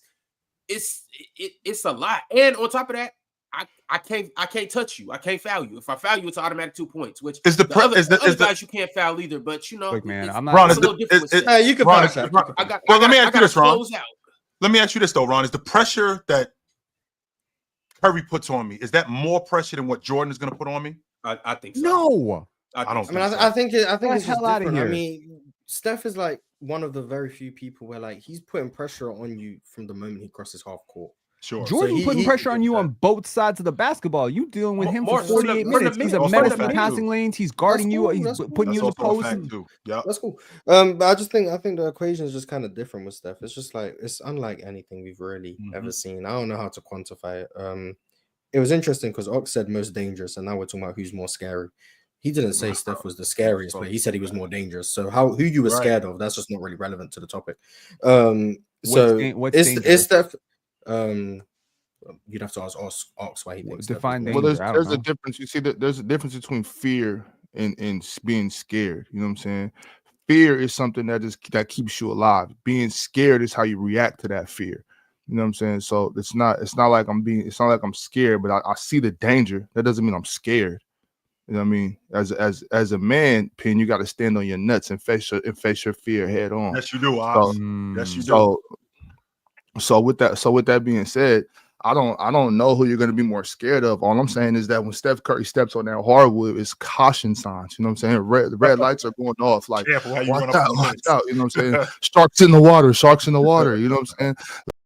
And that goes for all of them. But like we said a moment ago, though, it's like you can put 10 people on that list. It's no need to, argue between that. It's like that's like arguing the GOAT. You know what I'm saying? We just gonna go in circles. That's just my personal opinion. I've always thought it was, really hard to guard somebody that can shoot the ball coming across half court. You have no downtime, no matter where they go, anywhere on the court. You have to have eyes on them. That's not the same thing for some of these guys that you name. Some of these guys, if they're standing 3 feet behind the 3-point line, you're good with that. Watch them. Keep an eye on them. If they cut, step in front of them. Steph Curry, you have to damn near be in full denial all game. And he's a threat at all times because he give up the ball. It's not like your job's done. Like he's giving up the ball to go get it back. Started when he give up. Like that's like the biggest difference. Now. Like a lot, like a guy like, for example, a guy like Luka Doncic, very, very intimidating. Like he can make ridiculous shots. He's gonna control the game. Blah blah. But at least if you force Luka to give up the ball, at least for that possession your job is done. Steph give up the ball, you're about to have to start running again. Like there's no rest when you guard a guy like. So the preparation for Steph Curry is a treadmill. Get on a treadmill. No, it's not, Pin. Yeah, sure. If that's what that is not the remedy, Pin. No, Pin. As much as cardio up. Say this, Pin. As much as it pains me to say this, and as much as you're gonna hate this, out of all the guys we listed, Steph's the hardest guy to guard. Just because of the action. Steph is the hardest guy to guard. Regardless what the reason is, chill. It's still tough. If you're making that case, then you're going to tell me that Reggie Miller is harder to guard than Michael Jordan too. You're probably going to tell me because Rip Reggie Hamilton wasn't the is same harder. threat with the ball in his hand. See, this is this thing you're trying to make a false equivalency. Steph is so dangerous because everything he can do with the ball, and then he gives up the ball, and he's just as dangerous. Reggie Miller and Rip Hamilton, he's not what they just do as without the dangerous ball. with the ball. Yeah, he's not as just what Rip Hamilton and Reggie Miller did without the ball actually did cause a lot of chaos and confusion. They were really hard to guard because of that. Anyone who's guarded them would actually say that for a fact. But what makes Steph so dangerous is the fact that the ball is on a string when he's handling the ball. You can't just play regular pick and roll coverages because of how he shoots. Right. But then if you force him to give up the ball, now there's going to be 17 screens coming. He's going to be running around. You got to chase him. You can't lose him for a split second because the moment you do, he can shoot. But then he also understands how to play angles and he's cutting back door. Like there's no rest when you guard Steph Curry. And Mars, don't forget about that little layup too, that little runner he got. That's why. So comparing it to Reggie Miller and Rip Hamilton is just disingenuous, like very disingenuous, because they don't have the same threat with the ball in their hand. Chris Jackson. Also too, I want to throw this. He wasn't the same threat without the ball. He was cool because he was shooting pull-up jumpers out of pick and roll, but he was nowhere close to the same threat without the ball. And also when you forced him downhill inside the lane, he wasn't the same threat as Steph Curry to finish at the rim with a bunch of different finishes. Like he wasn't the same. So none of the guys you're naming are the same. They might have similarities in terms of Chris Jackson Mahmoud could shoot pull-up jumpers. Cool. That was great. Now, most of them weren't threes, but that's a product of the era. But that's cool. Reggie Miller, Rip Hamilton can move off the ball. That's great. Cool. There's other guys who are really good downhill finishing. Cool. That's great. Steph Curry's a combination of all of them. That's what makes him so dangerous. Like, you trying to find just guys who might match Steph in one area is great. Find one who matches Steph Curry in every area. That doesn't exist. That's why he's so dangerous. But Steph doesn't match those guys in every area. Steph's not going to foul out your whole team like Shaq. He's not rebounding like Shaq. He's not defending like Jordan. He's not coming down. It's not hardest to guard. The fuck does MJ's defense have to do with this? No, we're talking about scare. He said hardest to guard. No, he said hardest to guard. That's what he said. And that's how we got here. So MJ being able to play defense is not relevant. He said hardest to guard. That's what he said. Shaq's rebounding. I have seen doesn't mean anything. I have seen teams shut the water off on Steph in plenty of big moments. Teams, not individuals. Teams. How many teams stop Shaq, yo? You just cooked yourself. This isn't even really an argument. We've already said over and over, Pin, that there's a bunch of guys you could put it in there. Why are you so upset about this? It's fine. You can have Shaq, you can have Kobe, you can have Jordan. No big deal. I don't think there's one correct answer here. It's no big deal. We don't. I think they're all in that tier one. I think they're all in the tier one of hardest to guard. Shaq, MJ, Bron, Steph. I would throw James Harden in there. Like, just guys, there's no real game plan for. Like, yeah, I'd rather. The reason why I'm saying this, Pin, is I would rather guard guys like James Harden, Kobe, and Jordan over Steph 11 out of 10 days. And the reason why I'm saying this is because me just guarding you one-on-one, I'm just reacting to what you're doing. I don't like when you have the ball, and the thing about it is, I'm cooked. Okay, cool, but I'm just the only time I feel threatened for the most part is when you have the ball, and we're one-on-one. Guys like James Harden have the ball the whole game. And Jordan And too. that's true. Mars. That's Jordan's the true. guy Jordan's also the guy who's gonna get the ball and he's gonna come after you. Like Steph's gonna get off the ball if you crowd him. Even as nice as he is with the peel, he's gonna get off the ball. Jordan is not gonna stop coming at That's you. what he's going. That's what I'm saying. He's But- gonna get off the ball and come after you. And right, but he's gonna start running to get, and other people are gonna get him involved. I got no issue. I take no issue with that. That's true. But Jordan, on the other hand, he's gonna get the ball, he's gonna square you up, and he's gonna continuously go after you, continuously, and it's not gonna stop. I'd Yeah, personally but rather get cooked Having that to way. deal, having to deal all with these, that shit all all these, night. dudes, Let me all these, understand all this, these dudes you're getting cooked by, right? Chill, like Yes, we're getting you cooked are. by all of them, Every last 100%, one right? of them. But the two guys, I'm gonna be like, yo, coach, why are you doing this to me? Is gonna be Steph Curry and Shaquille O'Neal. Like, other than that, I'm fine getting cooked if I'm sitting down, I'm moving my feet, hand up, and you're just bow mid-range pull-ups. I'm enjoying that. Like we getting to it. I'm playing defense. I can't play defense against Shaq. All right. I can't. I don't want to. I don't want But to you run can. You just 20 have to be miles. successful. Yeah, right. That's not even defense. We're talking about Shaquille O'Neal. But but you know what I'm saying? Then it's or run 20 miles today chasing Steph Curry and he's just splashing. Like it's just one of them things. Like if I got to get cooked, I want to pick my poison, and I don't want to pick. I'm not picking Shaq or Steph. Those two dudes, I'm never gonna be like, I got him, coach. It's funny because No. they're like total No. opposites too. But like, Right. they're Like, both I'm like- never but gonna they're raise my not, hand and because- volunteer to guard one of those two. I'll raise my hand like, let me get Jay. I got him this quarter. Let me see about that. Never them other two dudes. With Never Shaquille would I ever raise my hand to guard Steph Curry or Shaquille O'Neal. Knox, you're not volunteering No, for that. You're not Heck, volunteering? I'll You're not taking I'll over the deal with team? Curry. Hey, What coach, we're really I'll deal talking with about Curry. is gravity. I'll Like deal with really, Curry. what we're No. talking about is gravity. And Shaq, No, Shaq has gravity in the paint, and Steph has gravity outside the 3-point line. Right. That Okay. to me is like that's where they dominate. With Kobe and with Michael, what I say is they have gravity on all three levels at almost equivalence. With Michael being the worst 3-point shooter of the bunch, but like still to have to worry like Michael, there is no game plan. There is no game plan. You can't force him left, you can't force him right, you can't force him middle, you can't collapse him. You try to double team him, he splits a double.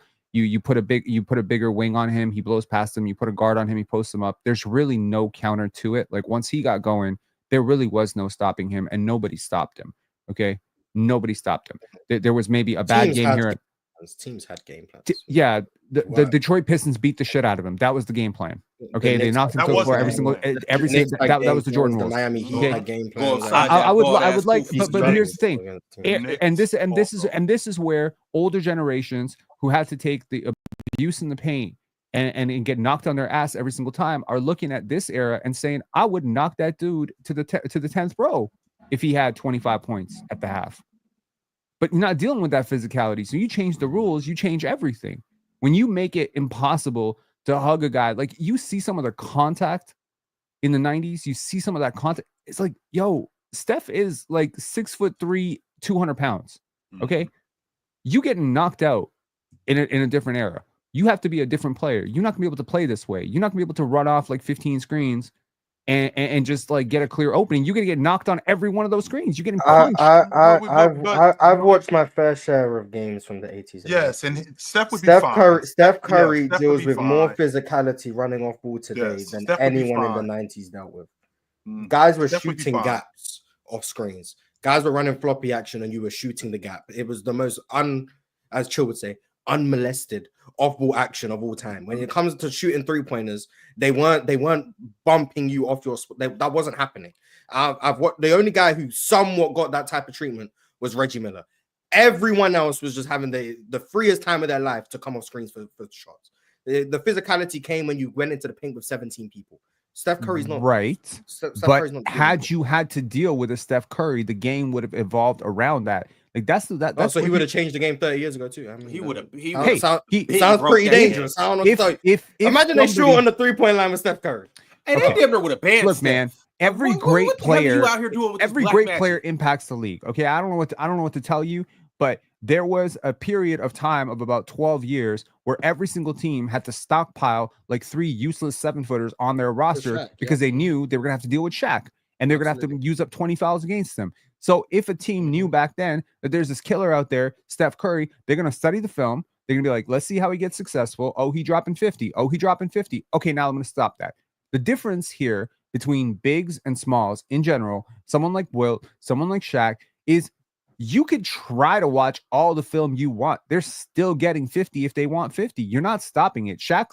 Look at the solution to stopping these players. Shaquille O'Neal, the solution was to foul him. But Penn, I think you know how I know you're cooked?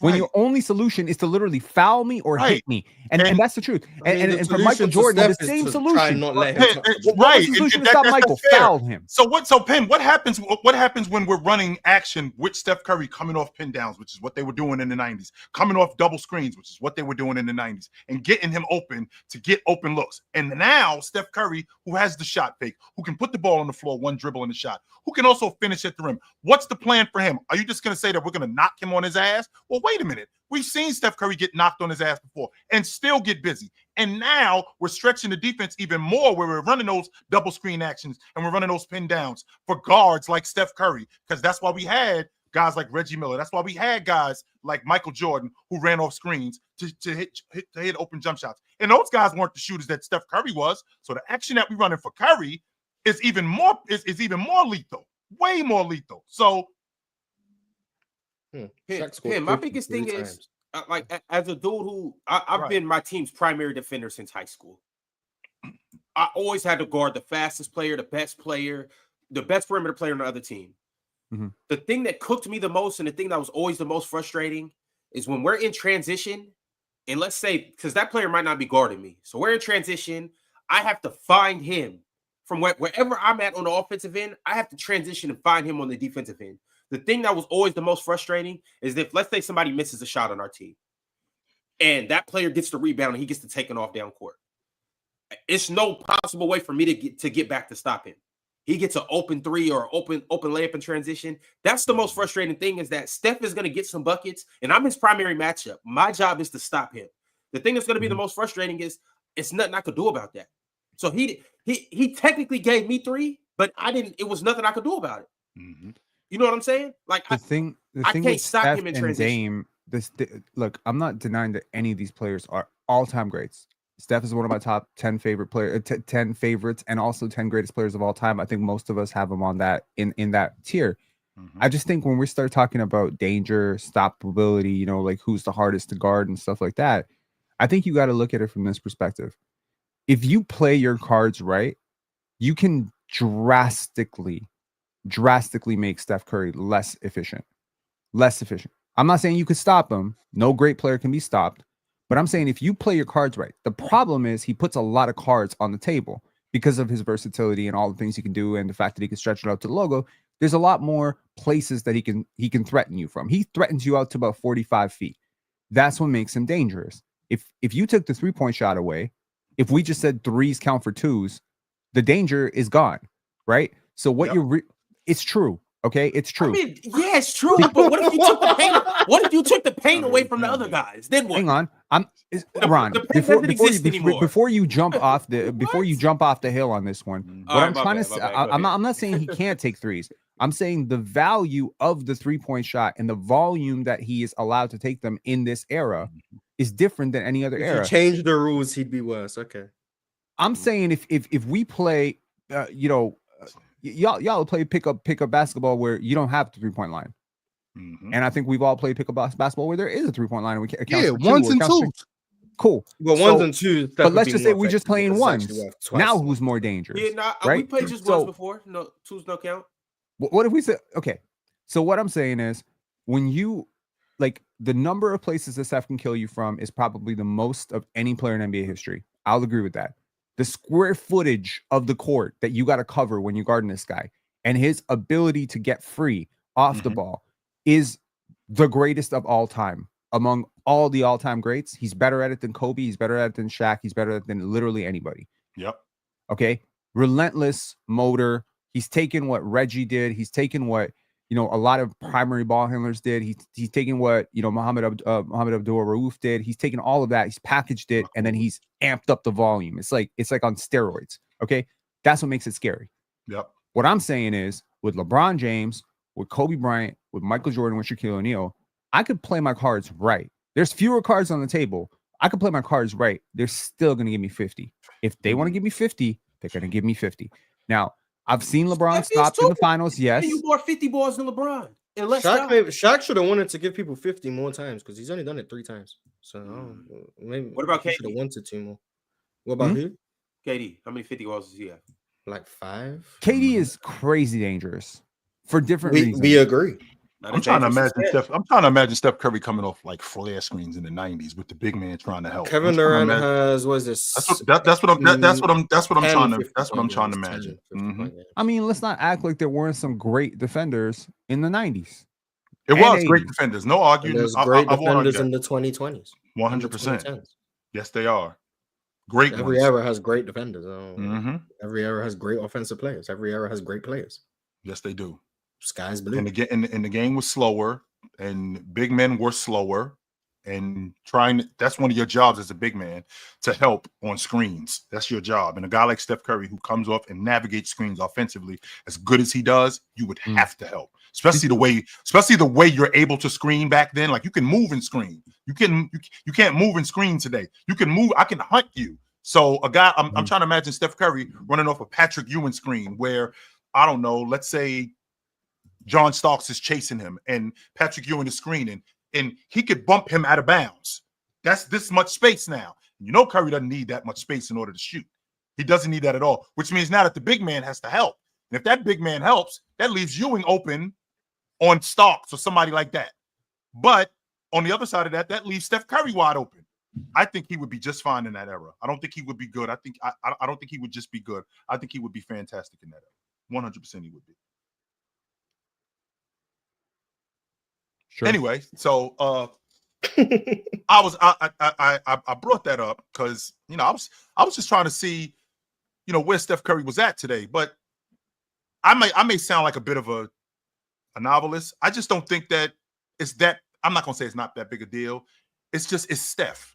That's what it is for me, more than anything. It's Curry. It's who he is. So I wouldn't be surprised at 38 if I saw an 11 for 16 performance from Steph Curry. You don't want to get to a point where we don't give greatness the credit it deserves because we're used to it. We don't want to get. And I feel like that's where we are, though, Mars. To be honest with you, I do. I feel like because I'm so used to seeing it, and I don't want to be in this space, but I'm so used to seeing it. Mars, the dude got 27 double-digit 3-point games. 27 of them. The next closest guy has 9. That's triple. That is triple what he's doing. Chill. You know another thing too. Right quick, just hold your thought. Another thing with Steph. Yep. 5+ 3-pointers in a single quarter. Dame is at second with 19. Guess how many Steph has? Wait, what was it? What was the thing? Single quarters with 5+ 3s. And Steph has Dame has how many you said? 19. I'm thinking Steph got probably 50. I was gonna say like 42. 37. Oh, I was close. I was close. I was thinking like 50. Because he can go on heaters. We've seen him in the third quarter go on heaters. I'm listening. Joe, let's see if you go 2 for 2 on this one, because you got 33.7% right last time. So that's pretty cool. How many players in NBA history do you think have grabbed 10+ rebounds and hit 12+ threes in the same game? 10+ rebounds and hit 12 threes? Mm-hmm. Mars, don't cheat. How many? I mean, there's a small sample of people to hit 100%. Because so if we're talking about rebounding, we're taking the big guys out, and what I mean when I say taking the big guys out, like I don't think Joel Embiid's ever done that. I don't ever. I'll give you a hint. I mean, you want a hint? I'll give you a hint. How many players have made 12 threes? It's like 8. I watched the first player to do this live. Oh, okay. So now I know who it is. Okay, that's okay. It's a bonus. It's like the most unorthodox 12-3 made player. So I know Curry has done it. He just did it last night. Yeah, I know he Curry became the second player of all time. There is one player other than him who's done it. Is it Scotty Barnes? No. Made 12 threes. Scotty did hit 7 threes last year, but no, that was not. It's Donyell Marshall. It was Donyell Marshall. Shout out to Donyell Marshall. Shout out Donyell. I watched that game live and I could not believe my eyes. Yeah. All right, fellas, we are going to transition. We got a couple things to talk about. I do want to get to these super chats. So shout out to everybody that sent through a super chat. Y'all have sent through a lot, and y'all got a lot that you want us to talk about. So we'll get to that.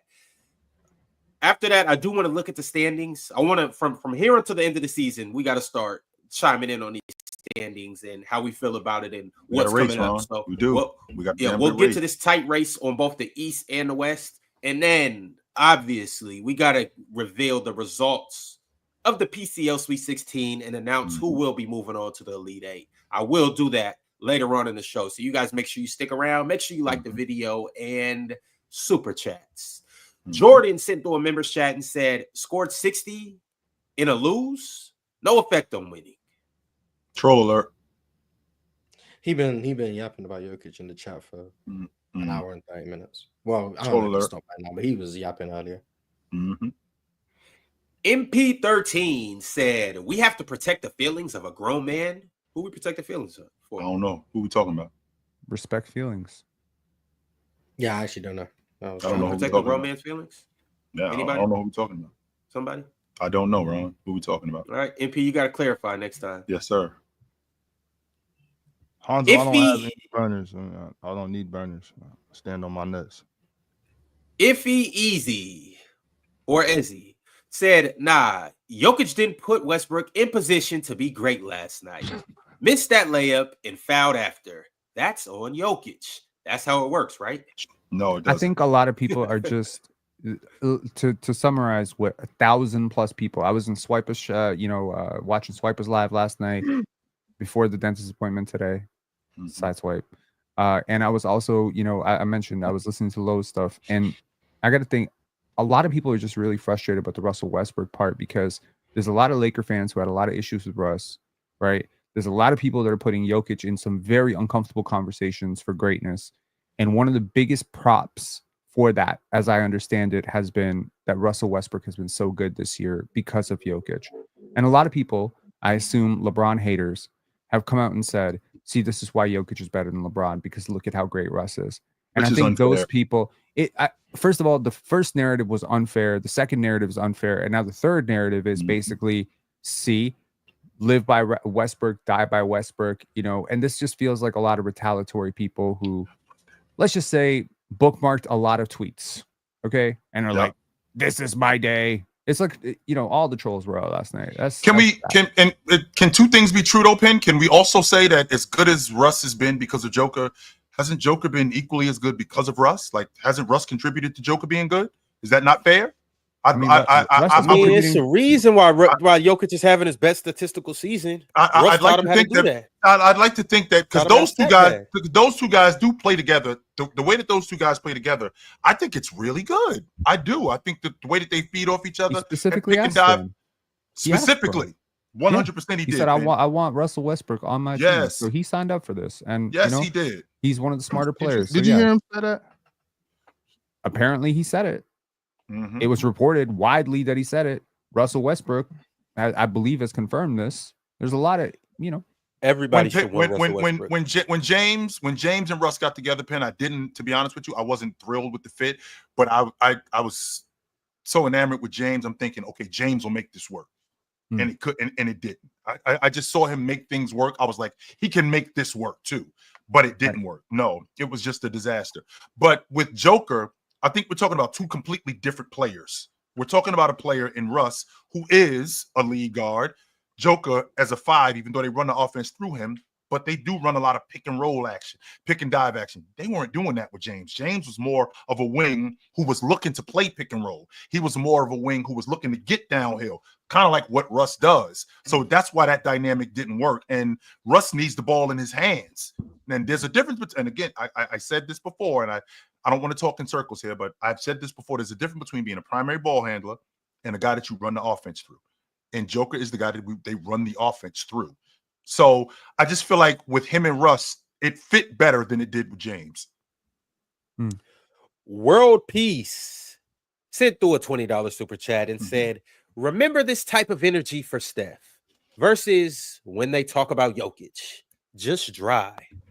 I don't know what you're talking about because he's saying that you guys are dry when it comes to Jokic. No, we're not. I guess wet when it comes to Steph. I think he's a Steph guy. I think he's saying we're not giving Steph enough. Yeah, I think he's saying we're not giving enough energy. We just talked about Steph being the most dangerous player in NBA history. I also don't think he was that energetic for Jokic. So. Is that what it was? At all. Yeah, so that's why I thought it was the opposite. Yeah, he's just definitely had way more looking for energy. something. I don't. Yeah, he's just whatever. Maybe he's conflating us with Swiper. Maybe that's what it's got to be. Yeah, I see Swiper timeline yapping again. He deleted his tweet. Mars sounds so frustrated. Like, so again, here we go. He compared Jokic to Messi and Gretzky last night, and I feel like people were really upset about that. He said, "Why would you bring Gretzky?" He showed a clip of it might have been Nikhil praising Jokic, and he said Jokic is now in the air where teams and players are in utter disbelief of how good he is, and basically they're giving him his flowers, and that's only been true for 2 players in the last 35 years. Him and Jordan. You gotta love this. 2 other players, so I'm assuming he's talking about MJ and LeBron. Yeah, he was just yapping. He deleted that tweet quite quickly because third greatest player. Everyone in the replies rightfully said he was yapping. So shout out to Swiper for trying to get that yap off early in the morning too. Like it was like 5 a.m. for him when he deleted the tweet. Yeah, he deleted that tweet quick. That's worse. That's worse than posting it. Good words. No, good words. Stand on business. He knew to. Is that what he's saying? Like, he's saying stand on business. No, that was straight. Stand directly on your nuts. Like, what I appreciate that. Yeah. Straight, yeah. MP13 said, "Pin, you got to watch how people guard Steph off ball. If they called the game according to the books, Steph would be fouling out perimeter players consistently. They allow players to grab him and his jersey every play." I agree with you. I watched Ochai Agbaji literally hold on to his arm for like 30 minutes of the game. I know what you're talking about. Everything Easy said, Steph is someone you need the whole team to focus on due to his off-ball movement. Due to that, I think 1v1, MJ, Kobe, Shaq are harder and more intimidating to guard. You needed the whole team for Shaq too. Like every possession was like you're converging on not allowing that entry pass to Shaq. And then when that entry pass does happen, send that double as quickly as possible because otherwise your big is going to die. So Shaq was similar in that regard. MJ and Kobe, not to the same extent. I don't think you converged on them in the same way, but you definitely shrunk the floor, especially on MJ. You was not trying to let him get to the rim. There's no great player who's going to stop one-on-one. It's always a team effort with all those greats. Except for Al Horford top Kevin Durant. Nice. Cool Joe sent through a super chat and said, as an OKC fan, ... just wanted to say we watched the best in the world put up a 60-point triple-double and lose because of a boneheaded Russ. Because of bonehead Russ, you couldn't script it any worse for Russ fans. Shaking my head. He has to be better. He does have to be better. And I don't think it can get much worse. So yeah, he'll probably be better in the future. But shout out to Jokic, still an amazing game. Triple double or not. I mean, if he got 1 less rebound, that doesn't make his game any less amazing. Like he was great. It makes it 1 rebound less amazing, Mars. Sure. He was great. I mean, also, not his best game of the season, but I think that says something that's not his best game of the season. Mars, you dribble that out, right? You know what's that's crazy? what I would have done. That's what I would. You know what's crazy?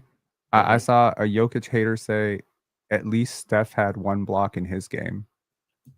And I laughed. I laughed so hard. I was like, yo, how did Jokic play that many minutes and not get a single block? That's hilarious. I mean, it happens. You're not always going to He had 2 steals though. Block starts aren't just easy to come by. So that's crazy. As long Peyton Watson had like 5 of them. I saw Jokic playing defense last night. I might not have seen any steals, but I saw Jokic playing defense. No, he got 2 steals. But no blocks. But he got 2 steals. As far as the end of that game, like that's just really a really unfortunate sequence for Russ. You know what I'm saying? Obviously, I don't care at all for either one of these teams as far as like, oh, I like this team more than that team. I could care less about who wins or loses those games.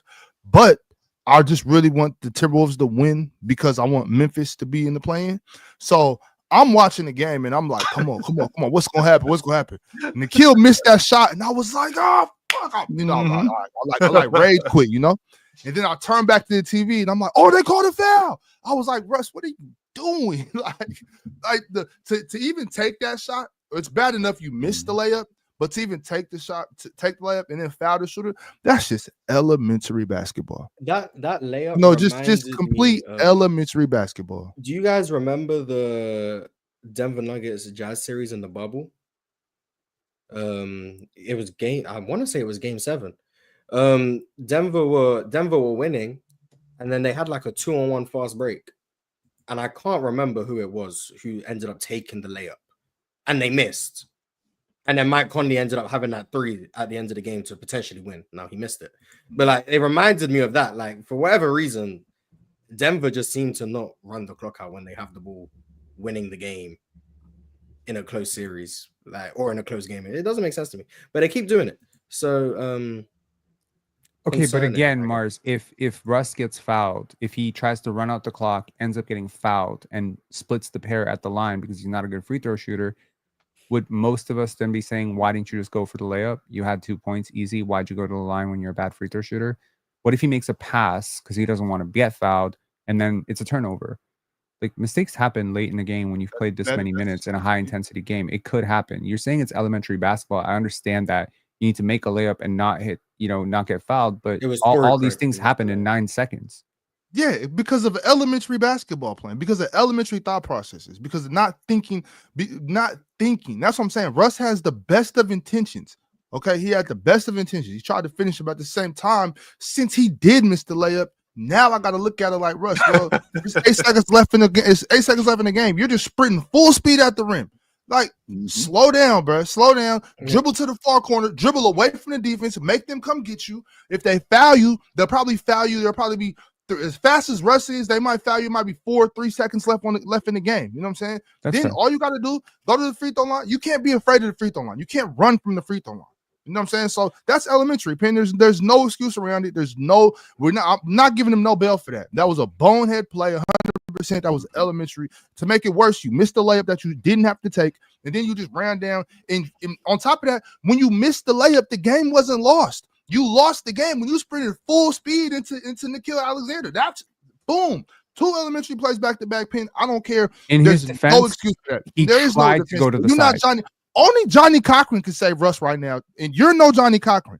So it's just bad. Well, I got something that could potentially save Russ, and I guess and you're not Robert Kardashian, Ron. And I guess this might be a bad time to put this up here, but maybe it will save or just take you guys' mind off what happened last night. But on this day in 2019, none other than Russell Westbrook gave the NBA its first 20-20-20 game. Shout out to Russell Westbrook. He had 20 points, 20 rebounds, and 21 assists on this day in 2019. Why do you have to get the extra assist, man? It would have been so beautiful if it was just 20-20-20. Ron Cash asked me $200 before the game and was like, "Can you come up here and try to save Russell Westbrook's reputation today?" And I was like, "Damn, it looks like the comments on this post have I not tried. about Russ. All of them are just saying, "Don't let him distract you." Send me my money back. That was a hell of a game. It was extremely meaningful, man. Shout out to Russell Westbrook, RIP Nip. I also do want to say this. Definitely RIP Nipsey Hussle. Shout out to Russell Westbrook. We just got some breaking news that Carmelo Anthony has been informed that he will be inducted into the Hall of Fame this year. Absolutely. As he should. I never would have guessed. I never would have thought Carmelo Anthony was going to be a first ballot Hall of Famer. Imagine that, Mars. Yeah. Oh, wow. Shout out to him. Credit to him. Congratulations. It's the basketball Hall of Fame, guys, not the NBA Hall of Fame. His NBA career alone probably would have gotten him in, but his college career, winning a championship with Syracuse in 2003, and then going on to become this unconscionable contributor to Team USA. Yep. That, to me, is one of the greatest basketball careers, sum total, no ever. doubt. So, obviously, first ballot Hall of Famer. Congratulations to Carmelo Anthony, man. Absolutely. Definitely not a surprise. We all knew once he retired, it was going to be 5 years, and then he's going to be in. Or is it still 5 years that you have to wait? Or is it? It's 5. We all knew it was going to be 5. He was in the league in 2022. Was he in the league in 22? He was on the Lakers. Hey, I thought it was 2020, Mars. I thought it was 21, Mars. I don't think it was 22. I think it was 2022. He was on the Lakers. He was on the Russ Lakers. Shout out Melo, man. Bending the rules. What is it, 3 years now? It's still 5. Melo just Melo. it's 3 years now. I think, and I might be wrong. I think they changed it because Kobe didn't get inducted because he passed. So I think that's why it's probably 3 years now. Now, I might be wrong. I might have just made that up. But yeah, because Melo was in the league not too long ago. Okay, congratulations to Melo. First ballot Hall of Famer. Well deserved, as expected. Congratulations. There we go. DSG Piccolo. You knew he was sending through a super chat last night after you seen what 2 the years. Blazers did. Oh, it's 2 years? Okay. 2 full seasons. That's crazy. DSG Piccolo said, Shaden FC, we up. Diddy FC, we up. 2 30 pieces, 1 triple-double. Tumani FC, we up. T's back, causing havoc. Trae Young is a shameless grifter, especially in the fourth. Russ is CTE, out CTE'd the Wolves CTE in OT. Yo, AI misled me. It's not artificial intelligence. Screw you. Okay, it says 2, but it's supposed to be 3. I checked the nation. Okay, so it is 3. Okay, it is 3. It's 3. I'm at the point where if LeBron James retires tomorrow, get him in the Hall of Fame this year. Like, why I gotta wait? Like, we know what's going on. Do we know why there's a wait period? Just for tradition. Is it? You know what? I think too. You got to give him a little time because you never know. They might pull an MJ, be like, you know what? I'm coming back. You know what I'm saying? You don't want him to be in the Hall of Fame. Okay, cool. That makes sense. That'd be if they had it as 3 years, if they had it as 3 years when MJ retired the second time, would he have been a Hall of Famer and in the league at the same time? He was only out for a year and a half. He was only out. That's the first time. That's the first I time. thought it was 2.5. The second time after 98, he came back in 02. No, he would have been a Hall of Famer and back in the league. It was not 02. I think it. Oh no, he came back 0102. He came back 0102. He was out for 3.5 years. 99, 2000, 2001. Yeah, he would have been inducted that summer, right before he came back. Yep. So he would have been a Hall of Famer and in the league at the same time. But then he would have told him that he was coming back. Yeah, that's probably what he would have done in his speech. Cool. But yeah, Danny that would have been cool. Actually, he did say that in his speech. Like, you never know. I might be suiting up at 50. He did say that in his Hall of Fame speech. Yeah, he did. Look at LeBron. He actually gonna be playing at 50. That's why he might go. But yeah, Danny Avdia. Really good last night. Wait, what he had 30, 15 not your anymore? 32. You switched up? 15 and 10. Yes, sir. Switched up on what? Bill Russell? Oh no, that was just me trolling. LeBron's my goat was me trolling. Okay. Yeah, that was me trolling. But yeah, Danny Avdia. Really good. Really good. And hopefully Portland deal is he on? What kind of deal is Danny Avdia on? We just talked about this yesterday. I know. Like I know 14 million, I think. Yeah, 14 million. Is it up after this season? I'm no, sorry, until 2028, and it goes down. We signed an extension. So yesterday, I listened back to the episode. You guys started talking about Josh Giddey, and I, for some reason, must have zoned out for 2 seconds because then I started thinking that we were still talking about Denny Avdia. It's Josh Giddey whose deal is up after this season. His rookie contract is up. Denny Avdia is locked up. So when I said he's looking for 30 million at the end of the year, that might be what you're confused about, and maybe what the chat is confused about. Denny Avdia's deal is not up. It's Josh Giddey who's looking for 30 making 15.6 this season. The next season is 14.4. Then the season after that is 13.1. Yeah. And then his deal ends in 28 when he's making 11.8. Bro, he signed. This might be the best contract in the NBA. Not for him, obviously. Like, he wants to make more money. Austin Reeves is up there. This man is going to be getting better, assuming, because he's 23, 24. And you're going to have him on and he's going to be making 11 million in 2028 when, for all intents and purposes, the cap is going to go up. Yep. That's ridiculous value. Sounds like a real trade. Sounds like you're trading for a superstar, Mars. He's not a superstar. Portland ain't trading him. What the hell? He their best player. We ain't no way a team's trading their best player. Like, he Washington already did that. He basically, we're gonna have The Last Dance Part 2 in like 2040, and it's gonna come out, and it's gonna be Denny Avdia just talking about the shit deal that he signed. I mean, hey, it's great for the Blazers, but Jeremy Grant's making 36 and Denny Avdia is making 40. You hate that. And all they had to do was give up a first round pick for this. That's it. That's what blows my mind. And I know you hate that contract. So it's a horrible contract. I don't. I just think that I think that I haven't paid a lot of attention to Denny Avdia before. I paid a little bit of attention to him in Washington last season, but not nearly as much as I should have, obviously, considering what he's doing in Portland. Holy shit, this guy's incredible. Yes, he is, man. He's great. Watch him on defense. So good on defense. Portland, they're really on to something right now. They got Denny Avdia. They have Kumani Tamara. It's They got the Tumani big fella. Kamara. He said that on purpose. He said that. They got the big fella and just Donovan Clingan. They on one of the best rim that was the protectors big in the fellas. sport. I don't know why I got pushback Yeah. when I said that. He's one of the best rim protectors. None of it. Like, He is. very easily one of the best rim Scoot protectors in the Henderson, sport. Shaden Sharp. Yo, they got a Shaden, that's what I meant to shout out. What Yeah, Shaden had like Shaden- 30 Shaden like what 30. last night? And Shaden scores and he can't shoot threes. I don't Yo, know what they need to he- do is they need to get rid of that Jeremy Grant contract. And yeah, that's what they Yeah, need to do. if they can get off Jeremy Grant, DeAndre Ayton, and then get value back for Anthony Simons, very, very, very good team in the works here. Very, very good team. I got to see what the Trailblazers again. One of my favorite teams to watch. I say that every I time. do. I like They what's going on. got a great broadcast. I and said great young 4 months players. ago that Steph is not washed. I said 4 months ago that we'll look out for the Blazers. They got all these great third options. You did say that, Pin. You did say I got that. You pushed bigged back up the on both. Blazers, and I got we pushed did back push on you both. back. Once I think it might have again, been me, to actually. the chat cooking me right now. I'm not wrong. I'm early. Okay, put that in your pipe and smoke it. Y'all still got the old pipes you used to have? I mean, Pull them back out. I was pushing the Shaden Sharp propaganda from when he got drafted.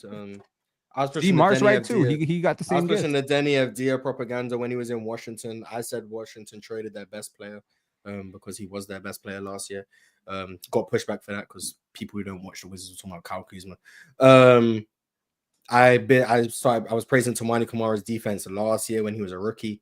The only guy who I've been like down on the Blazers is Scoot, like the young guys. Everyone else I've been really high on. And it's a great project. I'm loving it. One of my favorite teams to watch. Like by far one of my favorite teams to watch. Once again, you guys heard Pin. And grab them old pipes that you ain't used in a while and put that in your pipe and smoke it. But all right, y'all, let's continue to move on these super chats. I got one from Brandon Dawkins. Brandon said, what makes SGA the MVP when Joker's usage rate is at 30% this year and SGA's is higher and Joker is doing more with the ball and more for his team with the time he's in the game? This is what I People didn't still get in my not know what PCL usage debate. rate is. The people still don't know what usage rate is. No, they don't. How much you have the ball turnovers. is not relevant. Like, it's not That's relevant. that's what they think usage rate is. If you No, got the ball, SGA's usage then rate is that's high how they because he using you. shoots more. That's why his usage rate is higher. Like it's not If you bringing up set usage screens, rate is irrelevant. Jokic touches the ball more than anyone in the NBA. yeah, of course. Like he's not ball dominant in the sense like he's not dribbling the air out of the ball, but he touches the ball more than anyone. Shay's usage rate is high because he shoots. It's not like it doesn't. What about Whatever. time per possession? I would imagine that Shay's time per possession is much greater than Jokic's. Yeah, Shay's time of possession is 6.7 minutes. Jokic's I think was 5.6, something like that. What about per possession? Well, oh, okay. Okay, bear with me. Well, I can't look per possession, but per touch, Shay holds the ball for 5.56 seconds. Have a strong feeling Jokic is going to be about 1 point something. 2.6. So about 2.6 to 5.6. So basically, what's that? 40%? It's less than half. Yeah, it's about less than 40%, half. isn't it? So yeah, I mean that count.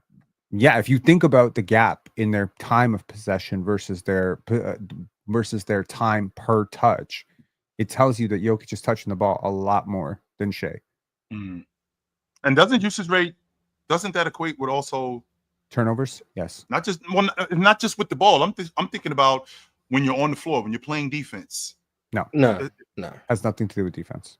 So usage rate is just if you shoot the ball or turn it over. That's it. Or draw a foul. That's all it calculates. So people use usage rate as if it tells you who has the ball the most. And why the hell isn't usage rate involved in that stuff? Because you're using me. I'm being used on defense. I'm being used to set screens. I'm being used to get around screens. I'm being used to rebound. Analytics for that stuff. I'm used for stuff like that. It's just. I mean, there's probably stats out there that tell you how your activity on defense. I mean, I'm pretty sure there is. The usage rate. They track every step that players take now. There's literally every year you can see which player traveled the most on defense, which traveled most on offense, who set the most screens. A couple of years ago, I was surprised. I think it was Mikal Bridges who led. It was the it was distance traveled. I think Mikal Bridges was number 1. I think Scotty Barnes was number 2. Of course it was. All of this was winding up to the same point. I just wanted to drop a little shout out to my, Scotty Barnes after his 9-point game. You think I'm up here, trying to deflect away from Russ? All right, y'all. Next super chat is from Sam Gunter. Sam said, I know Chill ain't need no defense, but you are one of my favorite panelists. You got people in the chat. We just got lives and we aren't spamming. We all know the goofies only show up for you, Chill. I love this super chat. That's amazing. How cute. You're not gonna say thank you, Joe? Thank you very much. I appreciate it. Which is interesting because Chill. we said you got all the motion. We have some really good basketball conversation and some good basketball content going on up here.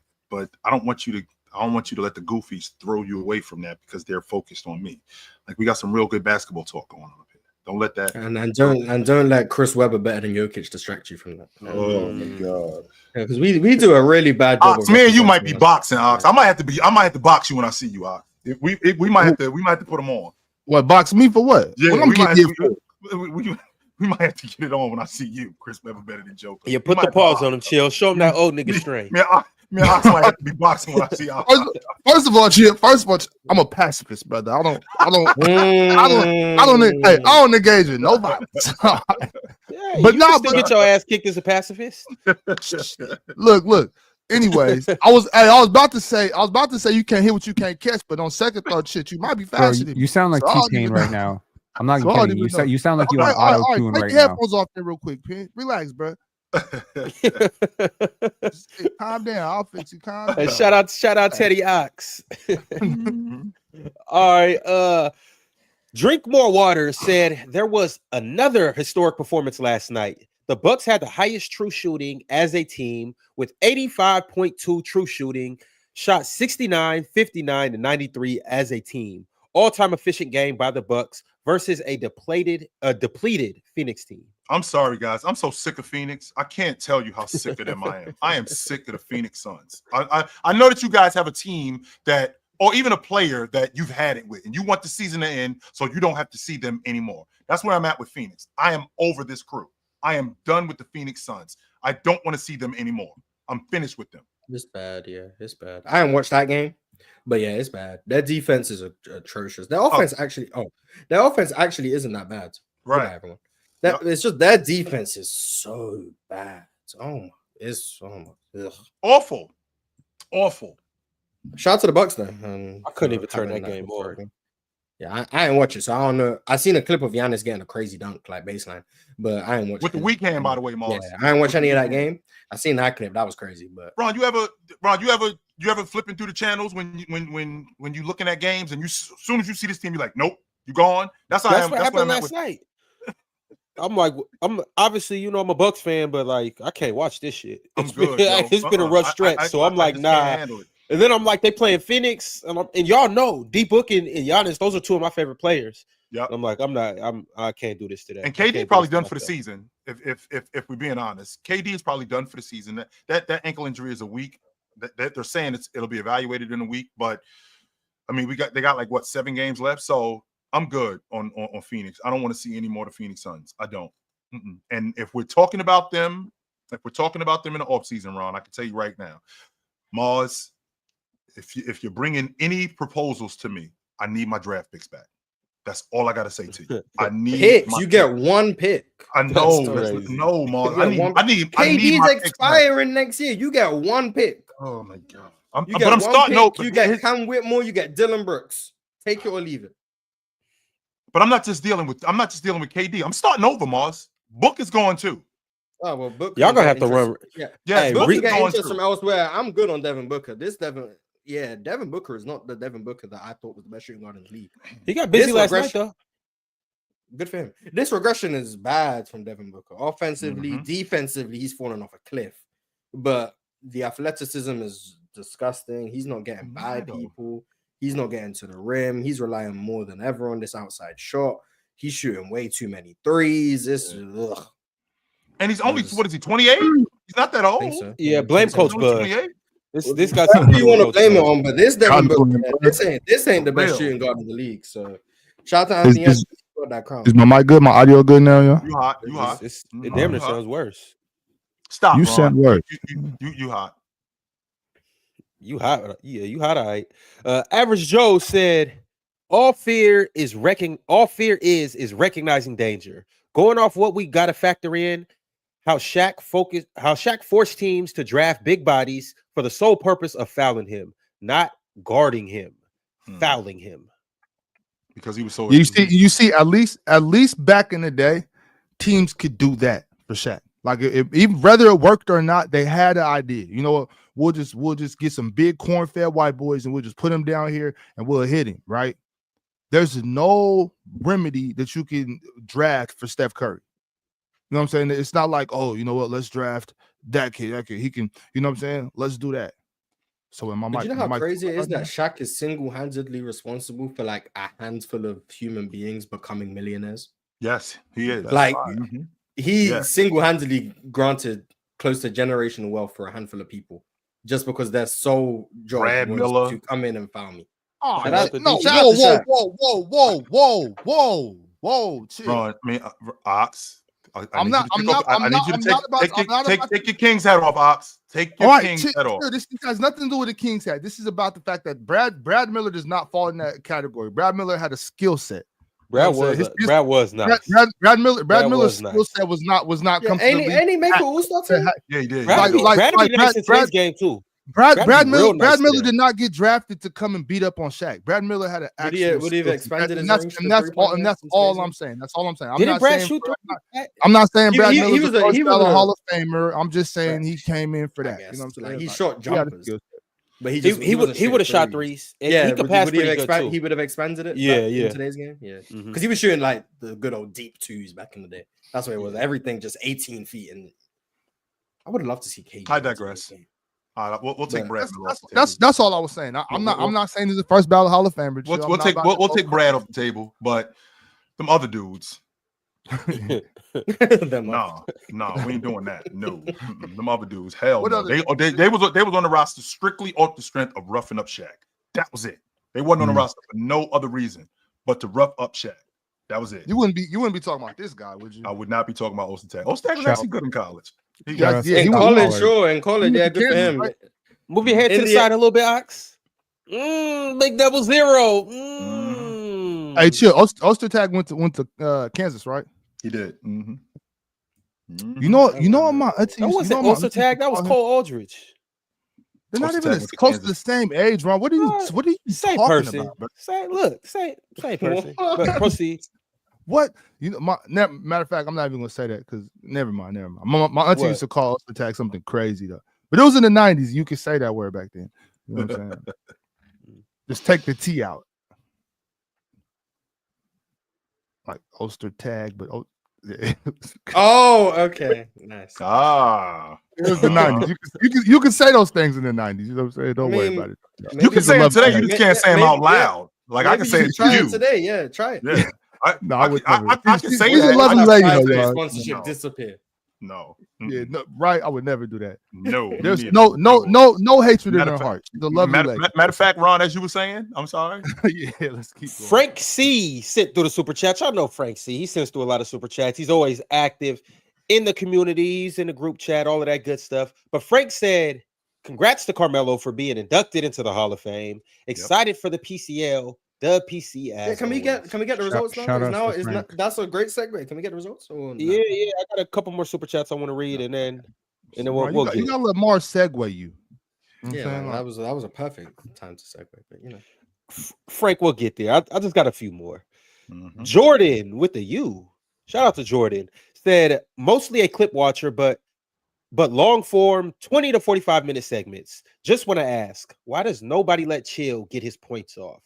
Never seen someone get cut off on the panel so much. Do you feel you get cut off a lot? I don't. I feel like I'm able to, especially when we having basketball conversations. I feel like I'm able to get my point across. I don't know if that's true. Chill, we don't let you rock. No, I think you We do. be getting in your way. I don't know if that's true. No. I mean, sometimes we probably shouldn't, but you know that's a two-way street, Mars. Just so you know. That's not a one-way street, brother. That's a two-way street. There's some times where I gotta grab that hoodie of yours and bring your ass back over here. Sit down. Fuck your ass, Mars. Well, I guess opposites can be true because I guess Chill didn't let somebody else get their point off.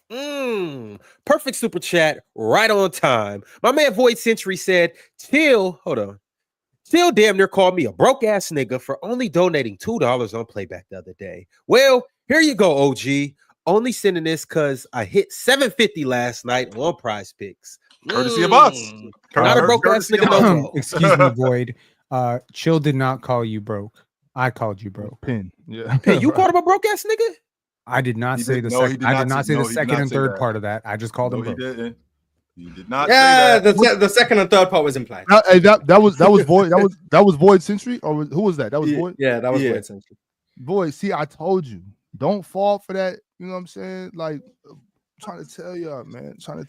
Stack your money, man. Congrats on hitting on PrizePicks. Hopefully, you send the super chats that you can afford, brother. Don't worry about it. You won't get judged over here. He hit 750 last night, so he can definitely afford that 20. Oh, but you don't know what bills he got. Why is it only 20? But you know, that's facts, Void. But shout out to Void for taking the L Hills picks of the day. Hey, Void, these other people need to get like you and listen to me. Listen to me, and y'all might have 750 in your pockets. But shout out to Void Century. Don't be out here trying to flex for nobody, Void. You know what I'm saying? Handle your business, man. Void just had that's what he was doing. He was standing on his nuts. That's what you keep telling people to do, right? The context of that thing was that we were talking. I think we were talking about the chat, and I told Chill, put yourself in the perspective of somebody who has nothing to do with their lives and just wants to see people crash out. And then Void basically came out and said, what if, I think it was Void who said, what if I'm fit and I have a 2-story home and a 4-bedroom home and I make $200,000 a year? And I said, you make $200,000 a year, you spamming only $2? Come back with 50. That's how the rich stay rich. Exactly. That's what I'm trying to say, Mark. You don't get rich by sitting on your money. What happened there? Void took the motivation to go out on PrizePicks and make $750 so he can send $20 back. I deserve a cut of that $20 for motivating Void to get off his ass. All right. Did Ron just disappear on us? No, he's right there. All right, y'all. It's about that time. Well, let's get into it. Yeah, I've been dealing with a lot of suspense over the last few days. For us to say, hoping I got through. So you know, you got through, Mars. Can you handle it? You got through. Mars, can you handle it? I've been so stressed. The pressure sounds like it's getting to you. Mars, are you okay? I've been terrified. Let's find out. All right, y'all. You know what we dealing with. Whoa, wait. Oh, God. Okay, we're not doing that. Okay, we're not doing that. I'm sorry, y'all. I didn't pay for the ad-free version. All right, here we go. Broadcast Ron. You need some motivation too, Ron. You need some prize. Ox, that's your man, Ox. Ox, that is your man. Let's put that out there. That's your man, Ox. I mean, I would have, but we didn't hit the parlay yesterday because of Ox. No, I wasn't out there playing. That was them bum ass NBA players. That wasn't my fault. And check out to do with me. Let me take a little bit more credit for 750. Ron, send them. Don't pick Matas. Ron, send them some hate mail. Don't put it on me. Damn, now Mo in the chat calling me an L host. Was Hardo saying Ron with these broke ass picks? All right, y'all. Well, let's go ahead and get to it. Obviously, as you guys know, this is the bracket, how we started it, but you guys know that Mars advanced, you know, Cowboy advanced, we know Dion advanced, and we know John advanced. Yeah. So we're just going to start with this part right here. Okay. Mars. Unfortunately, you will be advancing. Through the skin of my teeth. Okay. Give Mars his ticket. He's Mars, good. you're 6-0 right now in all the rounds combined? Oh, am I? Oh, okay. I mean, I'm asking you. Do you believe that you the are? only one? I think I'd give myself 4-2. Well, I will say this. There was 2 sweeps in the Sweet 16, and Mars, you were one of them. Okay, so I am 6-0. Let's go. We undefeated. Come on. All right, and obviously, y'all know that this was one of the closer battles for other reasons than debating, but it was a close battle. It was a close matchup. And unfortunately, DFO versus John D. John and Mars, you guys will be going toe to toe. The Hoop Talk podcast. Let's podcast. The Hoop Talk podcast. We here. We here. So let's go. Yeah. I don't know how y'all gonna do this and what it means for the Hoop Talk podcast. I don't know if you guys will survive because the last time, Mars, you had a co-panelist or co-host that you guys went at it intensely against each other. Y'all broke up, so I don't know if this is gonna cause dissension. I put the call in. I was like, I'm trying to avoid Dion. Just do what you need to do. I put the call in. Okay. Mars doesn't trying to get dominated. Y'all know. Yeah, the judges saved me. The judges saved me. Shout out to the Hoop Talk podcast, man. We back this weekend. We'll probably be back somewhere around our debate. So yeah, tap in. Good. Mars got that kind of motion. I do go. All right. And we know, obviously, in this section, Gifted moved on, Jordan moved on, Big Ox moved on, and ZZ got a bye. Yep. We can go put Big Ox through. We know he won. So he was the other sweep. He was the other sweep. Well, Big Ox was indeed the other sweep. Yeah. Okay. Yeah. So Gifted and Jordan. I'm actually curious for this one. I don't know who. Mars, you ain't the only one out here 6-0, bro. So shout out to Big Ox for showing. I did it against real comp though. I did it against real comp, so that's the difference. Did you? Yeah, but respect my family. Yeah, I got big love for Cowboy, but he was trolling. Just because he defends Franz better than you could. He did not. I'd have cooked you with that, and I would have took Franz. Okay. All right, y'all. We got Gifted in Jordan, and this was one of the most controversial battles that we've had up to this point. Why was it controversial? I can't really get into it. I already said too much from text messages and all of that good stuff. But this is who will be advancing to the next round. Come on, Frenchie.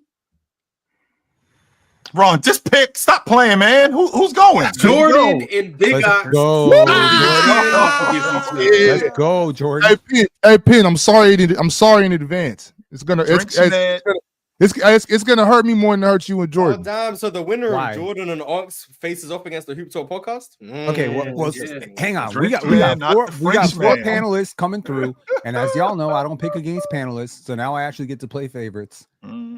Hey, I'm sorry. I got to do this to you. I'm sorry. I got to do this to you and Jordan. Ox, say it with me. 1, 2, 3, Cancun. You going home? Damn. Yeah, right. What about Mars? Yeah, right. And John D. The Hoop Talk podcast wins no matter who wins. This is perfect. Whoever wins, the podcast wins. That'll be good. Mars wins. This is perfect though, because this is like one of those things where it's just a matchup thing, and like Jordan took care of business for me. You know what I'm saying? Like Jordan took care of business for me, and now I get to spank Jordan. Oh yeah, because beautiful. You up last year. Yeah. You know, so you know it's beautiful, man. You know what I'm saying? Check out Jordan. Check out Jordan taking care of my work for me, and now he just has to fall on the sword. I'm sorry, Jordan, but you know what I'm saying? Mars, I don't know which one of you Hoop Talk podcasters is next, but can't wait. I can't wait to see you in the championship, chill. All right, well, as you guys know, chill. We hold it down. So Jordan versus Mars would be cinema. I just want to say that. Like, you'll never see that. Don't worry about it. Don't worry about the pin. You're not going to see it. If we don't see it here, I want to stage some sort of other place for that to happen, because I just think it'd be hilarious for the guy who picked against Jordan in the first round, second round, and I'm gonna guess the third round. Okay, to have to face him and then potentially lose to Jordan. That would be cool. I'm just saying that'd be pretty cool. Oh, unmouth him. Yo, I'm not. Don't do that. Don't do that. We can't support somebody without you coming to that. Come on. I can't root for an underdog. I can't root for the guy who's going to get popped up in the first round. I'm gonna cook everybody in front of me, and you know what? I'm gonna cook him extra good just because I'm gonna see you sitting next to him. I'm gonna be cooking. See, Jordan, I'm sorry, but you got to pay for this. I'm cooking you because of Penn. Jordan, I would have kept it cool, maybe beat you 2-1, but now I got to go 9-0. You know You know what I'm saying? I'm sorry. Oh yeah, me and Odds both haven't lost around yet. We Who knows? Next week, we the only people who haven't lost around. around. And then if we match up, I mean, I might be 9-9. Sorry, Mars. Sorry. All right, well, obviously, y'all know this is the northern part of the bracket. Let's go ahead and get down to the southern. That's section. the Western Conference up there. And here we go. We're going to the East. All right, let me zoom in. All right, as you guys know, Penn advanced beating Finesse West. Yes, he did. Logan advanced beating Casual. Did Chill? Well, Chill he got politics. Yeah, politics. And SB beat Ryan from the chat. So now we have two people up here, and they're both on the panel. And we go ahead and put Chill through. We know. Go ahead and put Chill through. Well, we're going to talk about Logan and Penn first. First off, I do want to say that this was my favorite debate. I think this was the most hoop talk had in the debate. It was no over talking. It was clarified points, and they just did their thing. Not me and Bob ain't have hoop talk. Okay, sure, Ron. You know, but go ahead. Yeah, I'm actually curious. You just doing this so Penn don't crash out on you, Ron? You scared? You scared? No, I'm not gonna crash out. No matter what you do, this was the best debate. Go do. You don't got a lot to kick it. It's all good. It's all good. You know that shit. That was one of my favorite songs, Doc. That was one of my favorite songs, Doc. You don't got a lot to kick it. That shit was garbage, man. You know it was. All right, but after a lot of strain on the judges and after a lot of back and forths, it looks like Logan and Nerd Sesh will be advancing to the lead. And you suck. What the hell? You're the first panelist to not get through. Ugh, disgusting. It's all You good. came up against a formidable foe, and unfortunately, I did not lose that debate. I want to say that clearly. I did not lose that debate. I've watched it 3 times. I did not Really, you lose that did, debate. buddy, because Logan's name's right there. It's all good. I accept it, but I did not lose that debate. well, Penn, you might not be the only one that's not advancing up here on the panel, because SB and Chill also had a battle that was could go either way, I suppose. I thought one person clearly won, but the judges were back and forth. And, well, the votes are in, and Chill, once again, Oh, you live to fight another day. No one. Well, I don't know what Mars' issue is with SB. I don't. Logan is real competition, yo. That dude is for real. I gotta get in my bag when I go up against him. Yes, I do. I gotta get in my bag when I go up against Logan because his counters are incredible. So I gotta get in my bag when I go up against him, and I gotta make sure that I stay focused and on topic because Logan to trip your ass up. So yeah, I gotta definitely stay. I definitely have to stay on topic and in my bag with him. So I'll be ready. Ron, I told you about Logan before in the PCL when the everybody that was debating when it came out. I told you about Logan, bro. Shout out to Logan. Logan's had the hardest path so far. He went with Casual in the first round, knocked out Penn in the second round, and now he has Chill. That's 3 reputable opponents. I'm not mad at that. Some of you other guys can't say the same thing. What's that? 2.5. Hey, because Casual ain't no joke, yo. Y'all, you know, I said some things in the No, past. he not. No, he is I'll take not. all that back, man. I'll take all that back. That young man knows ball. I got to stop it. All right, up next we have the southern part of the southern bracket, and we know Swipe Advance versus Duke did it. Real Talk Advance versus Mustard. Hayes Advance versus Intel, and Brax the Bandit, the chat's very own. Go ahead and put Hayes through. Go ahead and put Hayes PCL through. There's no suspense, and Brax has said 17 times he lost. Like, okay, Hayes is through. Who won between Swipe and Real Talk? Be patient, Mars. That was my favorite one of all the ones that we, with the exception of mine, but that was my favorite one. Real Talk and Swiper went at it. I enjoyed that battle. Real Talk and Swiper got real spicy, but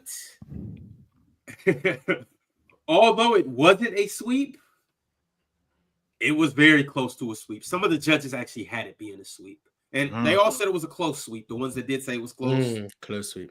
But unfortunately, Penn, you have somebody else on the panel that is going to be missing the Elite Eight with you because my man Real Talk came through and held it down, stood on business, and he will be advancing to the Elite Eight. Yeah, both of you guys suck. Jesus. Okay. And then unlucky Brax. Unlucky. at the bottom, Hayes wore a shirt yesterday from the logo. Did you guys see that? No. Nuh-uh. The shirt that he wore none of us from the watched logo? that. None of us watched that one. Well, I did tap in for a second. I didn't see the shirt. In case you missed an amazing eyes are episode closed. on From the Logo, obviously these guys talked about why Giannis, KD, and Joel is cooked. Well, Hayes wore a shirt that kind of talked about why the PCL is cooked, messing with him, and his shirt said, I turned Brax's TV off, and Penn might be next. But unfortunately, Penn's not in it, and unfortunately, it looks like Hayes will be going up against Real Talk next. So we'll see if he can turn Real Talk's TV on. That's gonna be an interesting battle. So this is the 8, y'all. We got Mars versus John D. We got Jordan versus Big Ox. We got Logan versus Chill, and we got Real Talk versus Hayes. I'm at a point where I think Jordan is gonna win this thing. That's gonna piss me off. Mars, are you out of your mind? I'm at the point where I think Jordan's gonna win. It seems like it's all too perfect. The reason I really like the Jordan matchup is because I know that he's going to be talking ball. Like he's going to be talking raw, uncut, unfiltered basketball, and that's the type of talk I like. The problem is that I'm on a different level of hoop talk than Jordan is. You know what I'm saying? Like my hoop knowledge and everything is just a couple notches above. You know what I'm saying? That's shout out to Jordan. He's a well versed in the basketball, and he's just not quite there. You know what I'm saying? I'm a heavyweight. He a middleweight. You know what I'm saying? So it's all good. You know what I mean? It's gonna be a battle, but I'm gonna put him on his pocket stuff. Is there any surprises, y'all? Not really. Not anyone that was like there was a few ones that were close that could go either way, but I don't think there was any like major surprise. I think the people think Dion won, but I think the people fall for antics more than they listen to the points being made personally. But yeah, I don't really have a problem with the results. All right. Well, shout out to everybody that advanced. And this Sunday, we will continue to move on to see who will advance to the Final Four. So just in case y'all not up to date, this Sunday, it will be the Elite Eight. Next Thursday will be the Final Four. And the following Sunday, April 13th, we will have the championship and the third place matchup. So y'all tap in. It's still a lot at stake, and we still have a lot of good debates.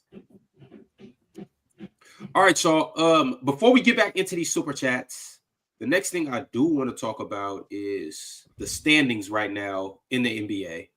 Now, obviously, we know it's as tight as the tightest thing you may know, but we got to figure out what we believe is going to happen and what we like, what matchups we want to see.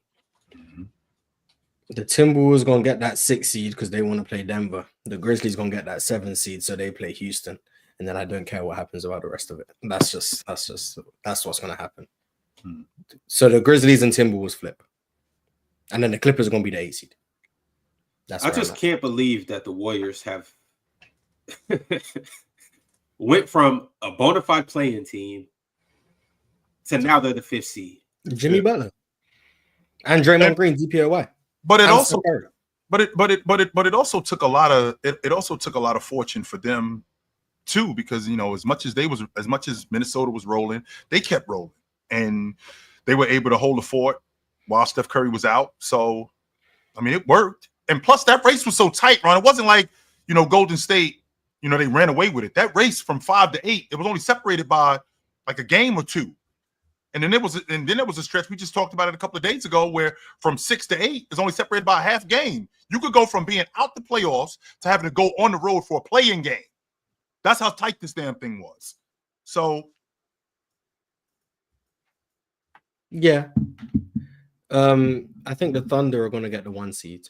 That's my bold prediction. Are you sure, Mars? I don't know, man. That 12 game lead in the West. Yeah, that's my hot take. I got the Thunder getting the 1 seed. I think Houston holds on. I think Houston holds on to the 2 seed. Denver are going to stay in the 3. I think it will stay like this. Like I said, Grizzlies and Timberwolves will flip. That's really all I see changing. So where are the Grizz right now? They're at 7. No, they're at 6. Grizz at 6. The Wolves are 7. They'll flip. That's all I really think. I'm not really that confident in the Grizz in the play-in tournament. Unfortunately, I'm not. Even though I want to see the Grizz in Houston because I really like Houston's chances against Memphis, I'm just not that confident in them in the play-in tournament. Like if they got to see the Clippers, yikes! I'm rooting for them. That's all I know. Of course you are, Moss. Hell yes, you are. Even though I like your chances against the Clippers too, to be honest with you, I do. I'd much rather go against the Grizzlies. Of course. I know one thing. This is nasty from the Grizzlies. It is, Ron. Y'all had the 2 seed. What? How long ago? 6 weeks ago? Less than a month ago. Yeah, it wasn't too long ago. I mean, they had the 2 seed by like a game. Like, for sure, but they still was to go from the 2 seed to the play-in, and I know the West is tight. I understand that. I understand it's close. But to go from 2 to play-in in 30, 40 days? As of today, from 2 to the play-in tournament, it's separated by 5 games. You got to go to pieces. And it wasn't what was the Western Conference really that tight when they were the 2 seed?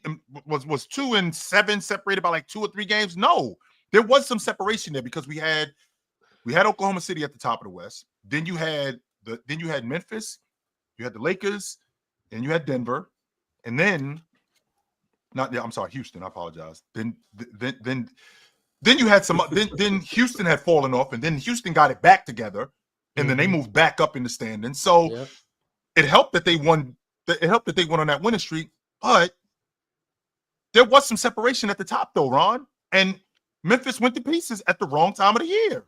I mean, they lost what is it, 7 of the last 9 to your point, and 4 straight. You can't do that in a race that's this close in the Western Conference. Hell no. 7 will be on the outside looking in. So are they just dropping games that they should be winning, or is their strength of schedule really been that tough? Oh, look. I think that the games that they played, they've had games that were winnable games. Memphis schedule as of late. So their last, however many games this is, they lost to the Cavs, tough game. They beat the Heat. That's 3 eats. They lost to the Kings. Probably shouldn't have lost that one. That was a good game. They lost to the Blazers. Definitely shouldn't have lost that one. No. They lost to the Clippers. Fair enough. They beat the Jazz, as they should. Then they lost to the Thunder, the Lakers, the Celtics, and the Warriors. Oh, okay. They just had a bad schedule. Yeah, it's been a tough schedule because before that Cavs game, they won 4 straight against the Mavs, Pelicans, Suns, and Jazz. So they had the easy games, and then they lost to the Thunder, the Hawks, the Spurs. Can you see before that? Who else they got next for the last? Miami, Detroit, Charlotte, Minnesota, Denver, and Dallas. So they could go undefeated for the rest of the stretch. They could, but that Minnesota game next Thursday, that's going to be a big deal because I think both those teams are still going to be right next to each other. Ron, did you just say undefeated? They could lose all 5 of these games. I mean, that's how basketball works. You can hold on. They shouldn't lose to the Heat. They shouldn't lose. They should beat Miami. Yeah, but the upcoming schedule for the Timberwolves is the Nets, tanking team, the Sixers, tanking team, the Bucks, I think the Grizzlies team, the Nets, tanking team, and the Jazz, tanking team. They're gonna win the rest of the games. It ultimately could just come down to that Timberwolves Grizzlies game. Like that game next Thursday, big deal for anyone looking at the playoff implications of the West. And I will be rooting for the Timberwolves. Go Minnesota. One thing I do want to throw back on the screen, I just want you guys to really pay attention and just think about this 4 and 5 seed matchup that we could potentially see in the first round. Look at that. You guys see that? Oh, Lakers, Warriors, and you guys see that? You see that treat that we could potentially get in the first round? It's not that great of a series. I don't know why you're so. Why is it not that great of a series? Oh, because you're talking about like, oh my god, like I'd much rather see Nuggets, Wolves than Lakers, Warriors. Ron, you looking at it from a box office standpoint? I mean, we get to see both. What I'm saying, like, but I'm saying like I'd say like, oh my god, like I guess. Well, it's Steph versus Bron, you know. Jimmy versus Luka and Jimmy, Steph, Jimmy Brian. Like, versus you know, Luka. That series is. I mean, it literally is. It's on the different teams. You know what I'm saying? So it's just like Jimmy and Steph, Brian and Luka. That's dope. No, it's cool. It's a cool series. It's not anything that's like. I mean, the Warriors dynasty versus think about that. How many LeBron, the finals- dynasty. Like that's crazy. Yeah, LeBron's a dynasty in and of itself. That's what you guys told me. That 4 and 6 dynasty. Okay. One of the main reasons why the Warriors struggled with the Lakers was because of Anthony Davis. They really didn't have an answer for him. But now that Anthony Davis is gone and their front line isn't what it used to be, I think Kevin Looney could take advantage of them. I still think the Lakers beat them. Kevon Looney. Chill. What? Well, wait a minute.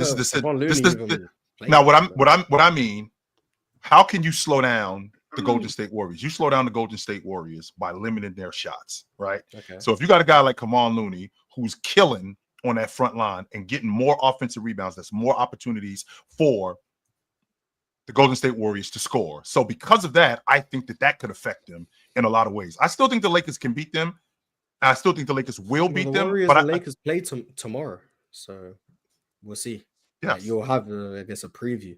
Mm-hmm. Who do you have winning? Sure. Tomorrow night. Warriors are on the road, so in crypto or whatever it's called. Staples, man. Yeah, it's Staples to me.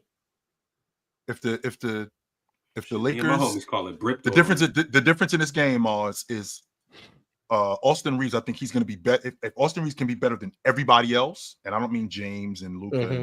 if he could be better than everybody else, I think they win. Okay. Yep. Interesting.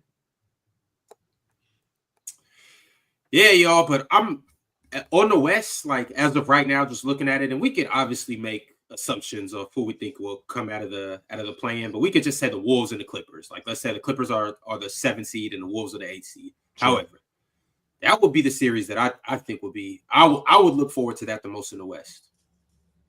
Nuggets, Lakers, Wolves. and the Warriors. No, Nuggets, Wolves is the one I'm looking forward to the most.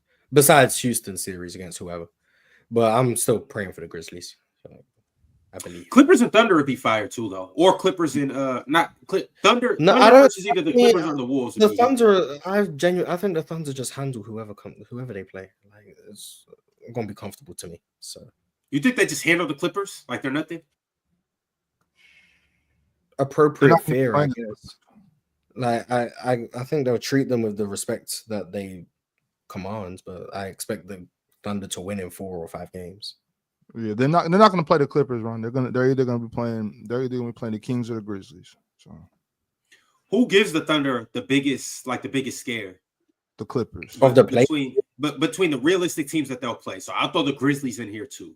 So the Grizzlies, Timberwolves, Clippers, Mavs, and Kings. The Timberwolves, in my opinion. I think the Timberwolves have played them well during the season. I think they have some interesting looks they can throw at the Thunder, and I think Anthony Edwards is just a mismatch in terms of what you can do with someone as athletically gifted as he is. And Julius Randle's size can be a factor. I'm not saying he's going to be great, but I think it can be a factor. So I think the Timberwolves are the toughest matchup. I'm only saying the Clippers, so like because I don't think the Timberwolves are going to be in it. I just think the Timberwolves are going to get that 60 pretty convincingly. So I'm going with the Clippers. I would go with the Clippers if you take the Timberwolves out too. So if it's like the Clippers, Grizzlies, Kings, and Mavs, I think they would much rather not play the Clippers. Okay. Well, let's jump over to the Eastern Conference and see what's going on. What's cracking out East? We got a Pacers and Pistons 4 or 5. That's a great series. That's a great series. That. That's already my favorite series out East. None of the other series mean anything to me. The Knicks gonna handle the Bucks. The Celtics and Cavs gonna handle whoever. The Pacers and Pistons is gonna be a very interesting series. The rest of that series are just stupid. It's gonna be fireworks too. 100%. It's gonna be fireworks. Absolutely. Because Detroit got to do it on their team. Now all he want to do is box. He don't want to do nothing else. He want a straight box. That's it. Even though he's a damn good defender. All he want to do is box. And they also got dudes on Indiana that's not going to be roughed up neither. So I'll be interested to see. I'm looking forward to that series. That's what I'm looking forward to that series. So that one's going to be fun. Yep. The Cavs against the Magic could be kind of cool. I don't know why I'm trying to like any of those series mean anything. The Celtics and Cavs are going to sweep. It is what it is. yeah, shout out to the East. Yeah. All right. Well, as of right now, the East kind of looks set too for the most part. The Pistons can potentially, well, no, because they're not going to jump up to 3. So either way it goes, they're still going to be going against. I mean, the Bucks could still, in theory, catch up to the Pistons. There's a game or so. They could, in theory. I'm gonna put it like this: the Bucks, they better just be happy where they at. That's the best shot they got right now. Are Milwaukee? Is Milwaukee probably stuck in that 6th spot right now? Because if I look at where they are, they're a game behind Detroit. They're 3 games behind Indiana, and they're probably ahead of Orlando by what, 5? They're ahead of Orlando by 5 games. So they got to go to pieces for Orlando to catch them. They're not going down. They're not going down. That's what I'm saying. Okay, so between them and Detroit, because I don't know how long Cade's going to be. If I'm the Bucks, I want to stay at 6. Yeah, for sure. You don't want to see Indiana? I'd rather play the Knicks than Indiana. I'd rather play the Knicks than Indiana. So if I'm the Bucks, I choose to stay at 6. I'll make that decision myself. But 5 or 6 doesn't make a difference. And the word is his Dame has made some progress. I don't think he's going to come back. Milwaukee's last 2 games of the season are against the Pistons. Mm-hmm. So if the Bucks want that 5 seed bad enough, they could go all out in those last 2 games. And knowing Giannis, he can definitely be that guy. He gets busy against Indiana. Giannis need to sit his ass down and just get ready for the Knicks. That's what I would do. I wouldn't chill at 6. That's what I would be out there. Go in as healthy as possible. You already don't have Dame. Will Bobby Portis be back? Yes. Yeah, he comes back for the last 2 games of the season. So you'll have Bobby Portis. He gets to come back and box. However positive or negative you think that is, like, just go into the playoffs healthy. That's why I would be. And by the way, Ron, whoever works for him is fired. Fired. What the hell? All right, y'all. Well, we got some super chats, so let's go ahead and make it happen. Salute to everybody that's watching right now. Salute to everybody on Twitter. Make sure y'all like the video and turn on your notification bells. Let's go ahead and get into it. The first super chat I got is from, here we go. Straw Hat Sale. He said, just as prospects, obviously, Cooper Flag or Carmelo Anthony or LaMelo Ball, whichever LaMelo I think he's talking about. He said, Carmelo Anthony coming out of college? I'm getting sick of this shit. I can't speak to this at all. Hey, y'all have no clue how good Carmelo was. Yeah, that's what I'm saying. Shout out to Cooper. Cooper Flag is awesome, but Carmelo Anthony was the real deal. 100% he was. On offense, Carmelo. On defense, he 100% is the real deal. Sorry, on defense, no doubt about that. Yeah, for sure. As far as what drafting is Melo. You're always going to take the more talented offensive player over the defensive player. If they're both that depends. No, I'm saying if you're so explain Hasheem's to beat. We got 2 prospects. Explain it. Did he go number 1? He went 2. Right? He went 2 though. Okay, and who went number 1? Blake.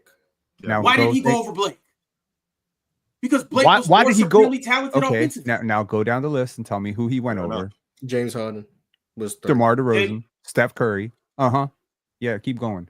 Well, Steph had his own questions, but James had DeMar have questions. Did James Harden have questions? DeMar did have questions. I mean, for me, James Harden would have been the concept of you always take the best offensive player over the best defensive player is stupid. That's just not true. That's not how it's happened. Wait, because you're. I think when they're bigs, it changes the equation a little bit. But I'm saying when you're supreme talent, we're talking about the cream of the crop.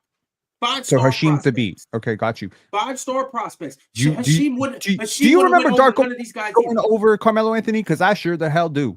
I'm talking about. You should have had this energy against Logan. Okay, let's not talk about that shit because I didn't lose that debate. I'm not gonna friggin'. Hey, you said you accepted it. I accepted. I didn't lose it. Okay. Well, the official scorecard says differently. So the official scorecard is on crack. Okay. That's fine. Let's not even go there. Okay, I'm not even go there. I'm gonna get real mad real fast. Yeah, I'm not calling the judges crackheads, but whoever the hell those judges are, they need to watch that debate again and tell me how the hell I lost because I did not lose that debate. But let me go on and just say it's not always the case. There is a case for Cooper Flag. It's not as obvious, but Carmelo Anthony winning a national championship, being the offensive player that he was, I'm old enough to remember, like I was a teenager when that was happening. A lot of people said back then that Melo would be the number 1 pick in most drafts back then. So people would have been. Yes, he would have been. So they basically said that, you know, they said that draft had 3 number 1 picks, that Milicic and, you know, LeBron and Melo would all be number 1 picks in most drafts. So that's why the draft was so loaded. But Penn, I don't know. really quickly, in this NCAA tournament, in terms of the best player, who's the best player in this tournament, in your estimation? Best player? Who's the best player in this tournament, in the NCAA tournament? As of today, April 2nd, 2025, who's the best player in the NCAA tournament? It's probably between Cooper Flag or Janai Broom. Just so you know, Carmelo Anthony was the best player in the tournament, and it wasn't between this guy or this guy. It was Carmelo Anthony. That includes Dwayne Wade. That includes Dwayne Wade. Carmelo Anthony was the best player in the tournament. Sure. I'm going to ask a question from a place of extreme ignorance. Like, this is me. I haven't watched Melo at Syracuse. Sure. Was Melo at Syracuse better than Michael Beasley was in college? At K-State? Yeah. Michael Beasley was a better bucket getter than Carmelo Anthony. That's a good question.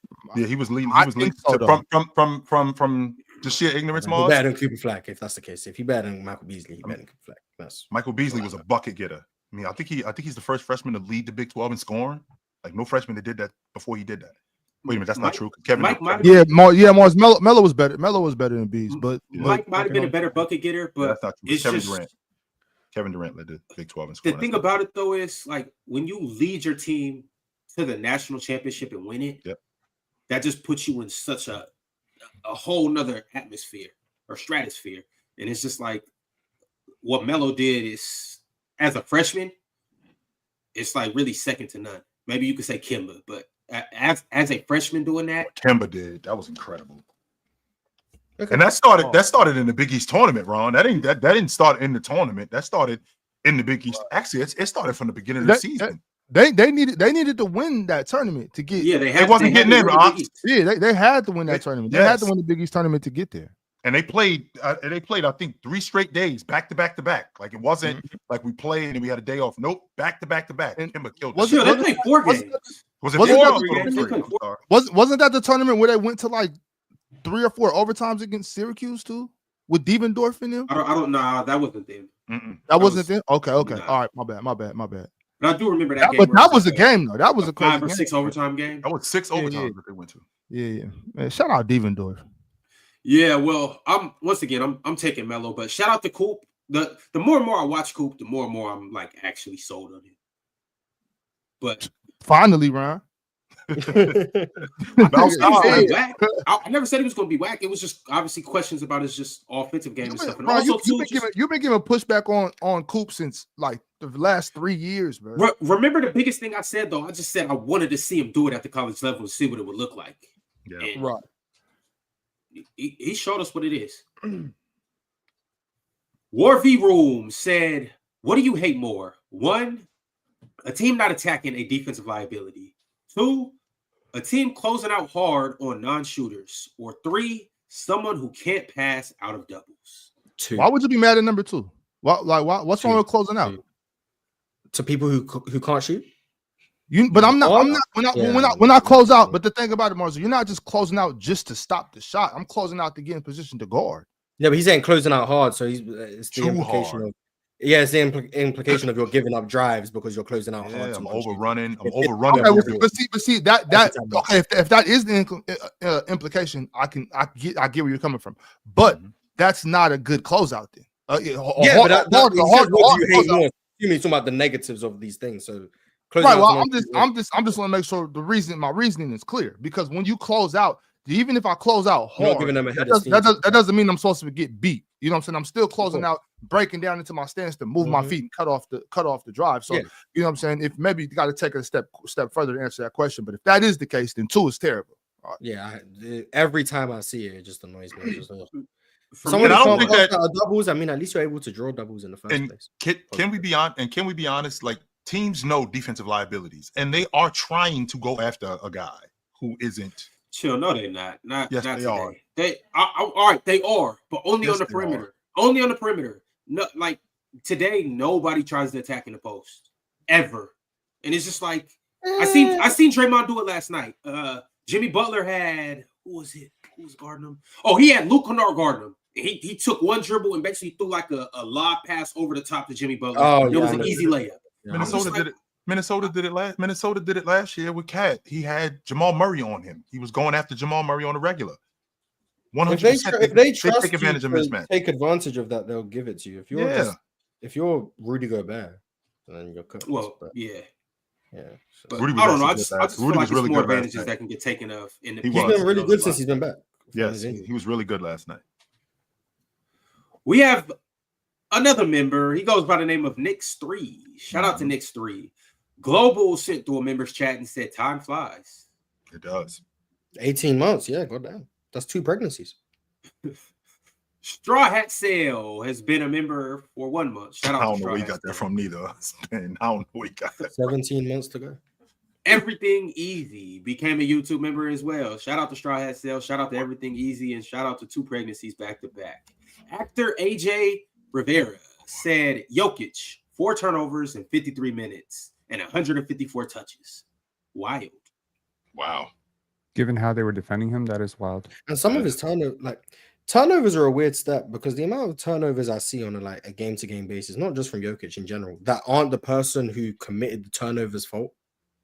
It's funny. Like, turnovers are bad, but the person who commits the turnover isn't always the reason why the turnover happens. So I find that funny. It's kind of like a quarterback. It's kind of like a quarterback who throws an interception and like that wasn't really his fault. Yeah. Or you get an incomplete pass because someone dropped it, like whoever Lamar Jackson threw that ball to in the playoffs. Yeah. Whoever he was. That clown. Ugh. It's Zamzay sent through a member's chat and said, "No way, y'all just not going to mention Bob's background."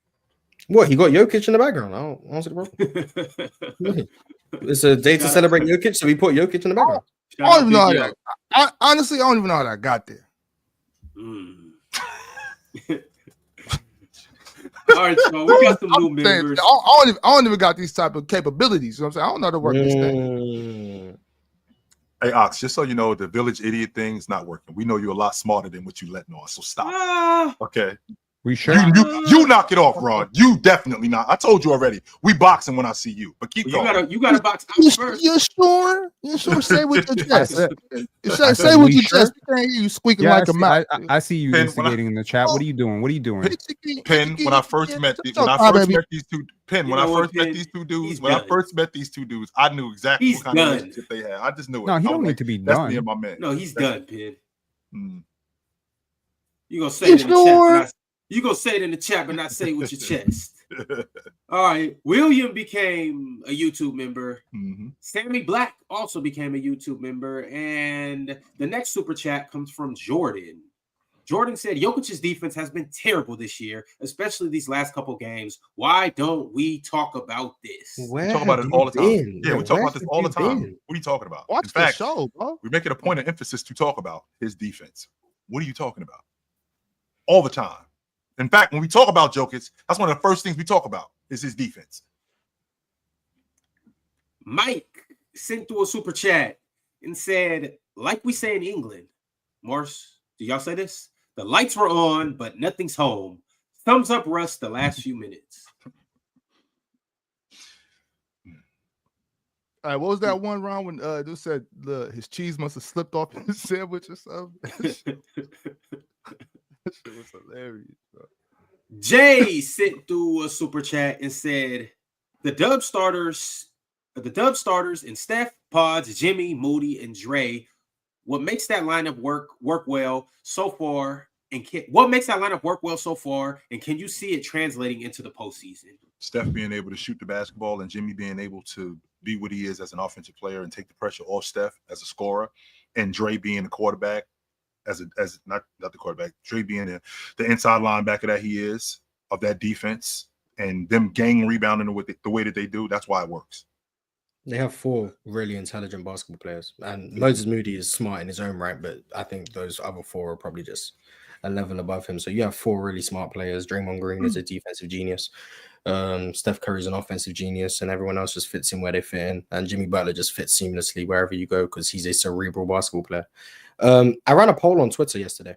I think it's still running right now because it's not over. Yeah. I said, who's a better defender, Anthony Davis or Draymond Green, both at their best? So I'm gonna ask you guys. That's an actually good conversation. Who do you guys think is the better defender? Draymond. I think it's Davis. Okay, 1-1. This one is tough.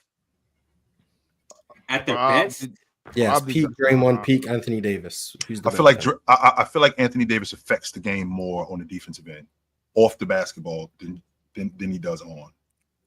And I feel like that affects so much more of other teams' offense as a rim protector, as a roamer. I think he's a phenomenal one-on-one defender. And the fact that how tall he is in terms of his size and how much space he takes up, and the fact that he can end plays as the elite rebounder that he is, I just think he affects defenses a lot more than Draymond Green does. Jordan said AD as well, so it's 2-1. I'm gonna have to go with Draymond. 2-2. I've really never seen nobody single-handedly just shake up a whole nother team's offense like this. Like AD, yes, he can anchor defense, he can stop people with the rim. Draymond seems to be everywhere all at once. I'm just shaking everything up, I'm disrupting everything. And I mean, I guess it's more impressive because AD is 6'11". Bron, can you give me an example of that? Can you give me an example of Draymond shaking up a team's defense? Like, let's just say for the sake of argument in playoffs, because I saw Anthony Davis against Trailblazers in 2018 completely shut that offense down.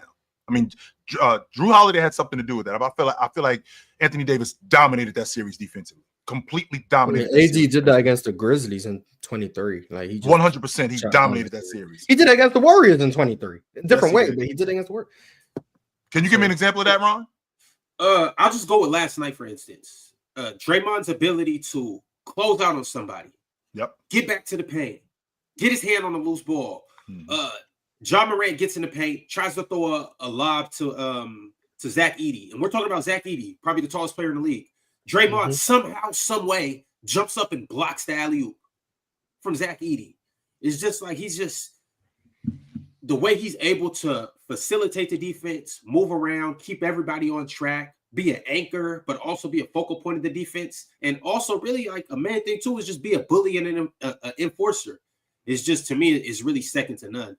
And then also, like, I guess it's more impressive for Draymond, which I can't technically give him more points for this, but it's more impressive with just his measurables. Like Draymond, you're 6'6", 6'7".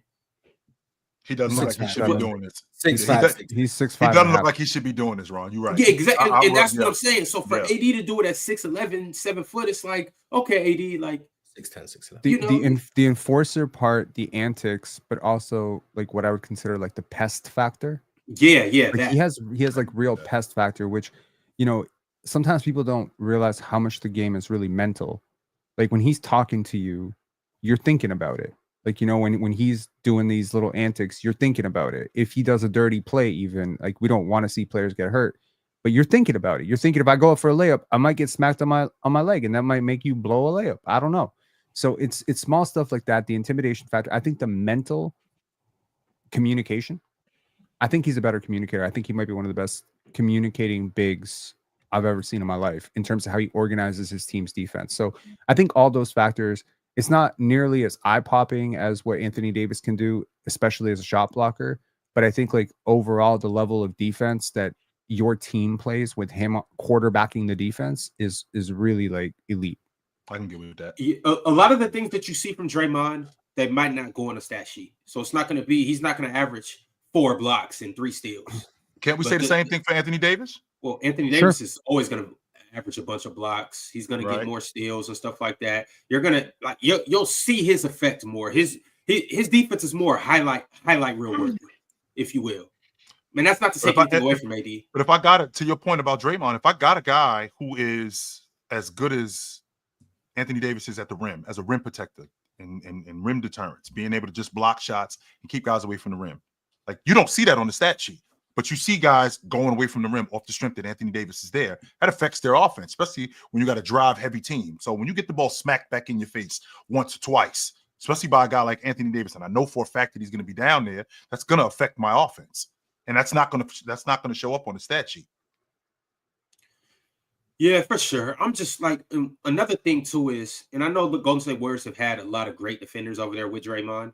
Yep. AD's had some pretty good defenders throughout his career too. I would say Draymond's had better defenders, but the fact that he's consistently able to anchor a top 10, top 5 elite defense year after year after year. I know Jimmy Butler just came over there, but what they're doing post All-Star break, it's ridiculous. He's also way more positionally versatile. Like I think even at their peaks, like I understand as he's aged, Davis has become a little less versatile. Like he's not guarding out on the perimeter as much, but even at their peaks, Draymond was significantly more versatile as a defender. Like the number of different players that you could unleash him on, like you could put him on a wing and say, shut down this wing. He's got it going, and he could just switch out for like 4 possessions and use his length and his quickness to do something about it. Right. Just think he understands angles better. You know, that old debate between Hakeem and, we had that debate between Hakeem and Fred VanVleet, right? The highest IQ player, like defensively, I think when I think all time, I think Draymond. Fair enough. All right. Next super chat is from Football Breakdown. Football said 56-16-8 and 40-13-9. Lost to the Wizards twice. 61-10-10. Lost to Minnesota without Naz Reid and Dante DiVincenzo. He's an all-time great, maybe top 10. However, his stats overstate his impact. Overstate his impact. No, they don't. His stats definitely don't overstate his impact. He is very great. And I don't hold those losses against him because in those games, if you look at his teammates, if he doesn't get those points, they're not winning games. They're not in the game. Neither. They wouldn't be in the game. So no, they're not. Using a 61-point game to up your agenda to hate a player is really wild to me. That's really wild to me. That's some real loser shit right there. F. Montano said Russ fucked up bad, but he did get a steal in the first place. You could consider that Denver might have made the shot if he didn't make the steal. Minnesota. No, that's respectable. That's respectable. Saying that Russ put himself in the position to blow the game by getting the steal. That is respectable. Russ, if you wouldn't have made that stop on defense, then we wouldn't have been in position to win the game. So this is your fault. I think Russ's thing is always he's so confident. Like he's like probably like one of the most confident players in NBA history. Like he thinks he can make everything. Like you'd be taking threes and you'd be like, Russ, don't take that. And he'd be like, no, I'm gonna make the next 5. He ain't shooting that because he doesn't think he's gonna make it. Sure. Did he think he might have been able to block that 3 to make up for?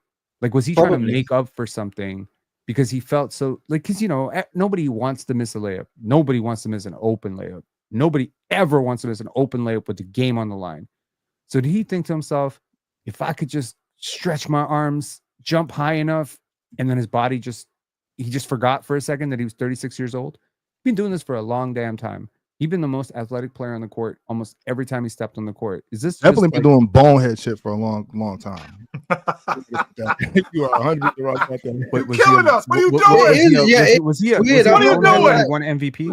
Russell Westbrook does have some of the most questionable decision making I've ever seen. What are you doing? Like an all-time great. It's really weird, but that's why I have this conversation, Mars, when we talk about him like being in that all-time great conversation. If you think about Magic and Curry and Stockton and Isaiah and all of these, he's not those guys. When we get into the meat and potatoes, when you get into the meat and potatoes of the game, when you get into the meat and potatoes, when you get into the meat and potatoes of the game, who do you trust the least?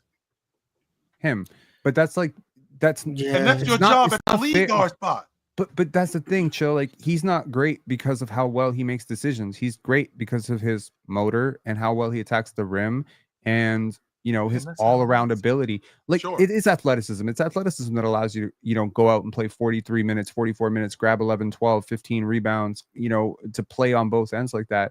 It is his insane motor that makes him great. It is like the unique athletic gifts that he has as a guy who can attack the rim, at least in his prime, and, dish out of those situations. But Magic didn't have any of that. But he didn't have a single gift. And that he was big for his position. No, not a single. Sorry, he didn't have a single gift. He didn't have a single gift that Russ enjoys. He's not the bursty athlete. Right. He didn't have like this exceptional sort of burst speed, which he did.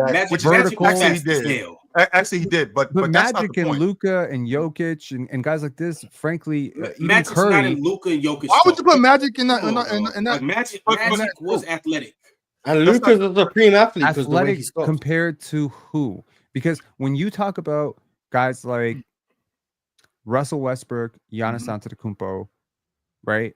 Like when you consider like a LeBron James, that's both. Sure. LeBron got both. LeBron. So if Russell Westbrook was Magic level IQ, he's LeBron James. But see, that's the point. But wait a minute, though, Moss. Because shorter LeBron James. Yes. But what would you rather? But what would you rather though? What I rather, because you just brought up an interesting point. I know we got to move on, but you just brought up an interesting point about Russell Westbrook. What makes him great is all of those things in terms of his athleticism, his speed. At the lead guard spot, I have to be able to trust you with the basketball because you are the decision maker. And if you're making decisions that are killing us, you killing us. I would trade athleticism for a smarter lead guard every day and twice on Sunday. Okay, so you prefer Russell Westbrook over Jose Calderon? Ricky Rubio? Who are you picking over Russ? But that's the thing, Chill. We can't in the meat and potatoes of games, would I trust Ricky Rubio over Russell Westbrook? In the meat and potatoes of game? Yes, I would. Man, y'all tripping because y'all act like Russ hasn't made winning plays before. Y'all act like Russ hasn't made. Yeah, I feel like Russ hasn't dominated. I'm not arguing that. I'm not arguing that. Ricky Rubio do dumb shit too. Yeah, I feel like right, but who does it more though, Ron? I feel like that's the but this is also the thing too. But Russ also makes winning plays more than Rubio. I'm not going to talk about Ricky Rubio and Russell Westbrook. No, we're not going to. I get the point you were making. I think. I get it too. But you know, a player like Russ, you take the good. We just can't be so one-track minded about weaknesses. Yeah, I think you take the good with the bad with prime Russ. I think we're at a point where with this Russell Westbrook, I don't know if he's worth the bad. I don't know, but.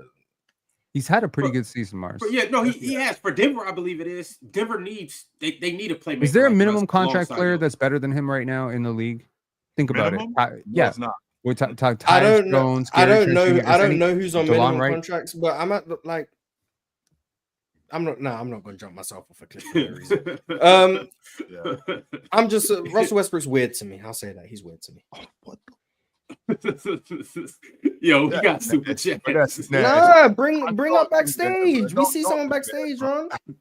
Don't do that. This is a family. If this gets nasty, Ron, there we go. What's going on, fellas? You messy mom. How you doing? What's going on? How's everybody feeling? But last night in particular, congratulations on your win. The Nuggets would have rather had Ricky Rubio last night. You know what I'm saying? Yeah, Ricky Rubio wouldn't have done that shit. I can confirm that for sure. As you were saying, Ron, super chat. See, look, we're civil. We'll just do the super chats with Hayes. Yeah, welcome, Hayes. Tin Man sent through a super chat and said, "Dub panel, I want to send my prayers to Swiper. He went through the 5 stages of grief in a span of 5 minutes on Twitter. It was sad and hilarious. Yo, laughing at Swiper's misery is low. Diabolical. We gotta support. That's pretty much the only reason I'm active on Twitter, because Swiper. That's the only reason why I got a Twitter account. Hey, Morris, I'm not gonna lie, that's kind of what started me off too. Yeah, like I'm telling you, Swiper's a must follow. If you don't follow Swiper on Twitter, you're missing out. Just the yap is amazing. I think we got to support our brothers in times of need like last night, because he was going through it, and you know we shouldn't add insult to injury. You know what I'm saying? It was sad. I felt bad for Swiper. I want you to know, Swiper, I'm here for you. You know what I'm saying? I love you, brother, and call me if you need me. It's not that serious. It's not serious. It's one game. Oh well, that's not that serious, huh? Or sorry, April. You sure be picking and choosing. Your serious meter is broken. Classic sent through a super chat and said the NBA should change its rules to whichever team superstar has the better statistical game wins the game. This Jokic praise after an L is disgusting. Hayes, I ain't even gonna dignify that, yo. Could you imagine if the NBA did that though? Like whichever team has the best player. If you had 60, y'all win. That's it. Imagine if that's how the NBA works though. Just whoever's the best player in the game, their team wins. That would be amazing. That would be crazy. Hey, Hayes, Vooch pulled down 40 rebounds. Game over. Game over. It's done. That's it. We done. I would be interested in seeing that. Sorry, now I'm just obsessively looking through minimum contracts and seeing if anyone's better than Russ, and I don't see anybody. Me neither. I'm Let me I'm look happy at they this. don't do the NBA like that though. But that's funny though. Classic. Jay sent through a super chat and said, would you guys agree that Kuminga needs to go to a free basketball environment to get more reps to reach his full potential? How much more reps does he need? He plays. Why is it that every single time someone doesn't work out in Golden State, it's Golden State's fault? It's Golden State's fault. James Wiseman didn't work out. What if it's just these are the players? Like Jonathan, I see Moses Moody playing pretty well. Brandon Pajimski had a good season last year. Trace Jackson Davis has had some good moments. Steph, Draymond, and these guys, they develop fine. So, why got to be Steve Kerr's fault? Has anybody ever left the Warriors and done better after leaving? Because I don't think so. I mean, Iguodala did go. As far as they're young players, yeah. Iguodala went to. Oh, they're young guys. Yeah, the young guys. Harrison Barnes didn't. Young guys. Harrison Barnes was like 30. Jordan Oh, Poole's no, about to yeah. set Jordan Jordan Poole's about to set the Wizards record for threes made in a season. But he's not better with the Wizards than what he was with the Warriors. Yeah, That's not. he's putting on better numbers, but he's not a better player. And just so you know, hey, somebody got to lead a bad team in scoring. Somebody got to lead a bad team in rebounding. So how many of their young guys have left though? It's like Jordan Poole, Wiseman, Jordan Bell. Really like it's I not. think it's Jordan Bell. Yeah. That's not any like no, major I don't guys. remember them guys. Mm-hmm. Gary I mean, Payton Eric back. Pascal left. Eric Pascal left, and that didn't go great. Yeah.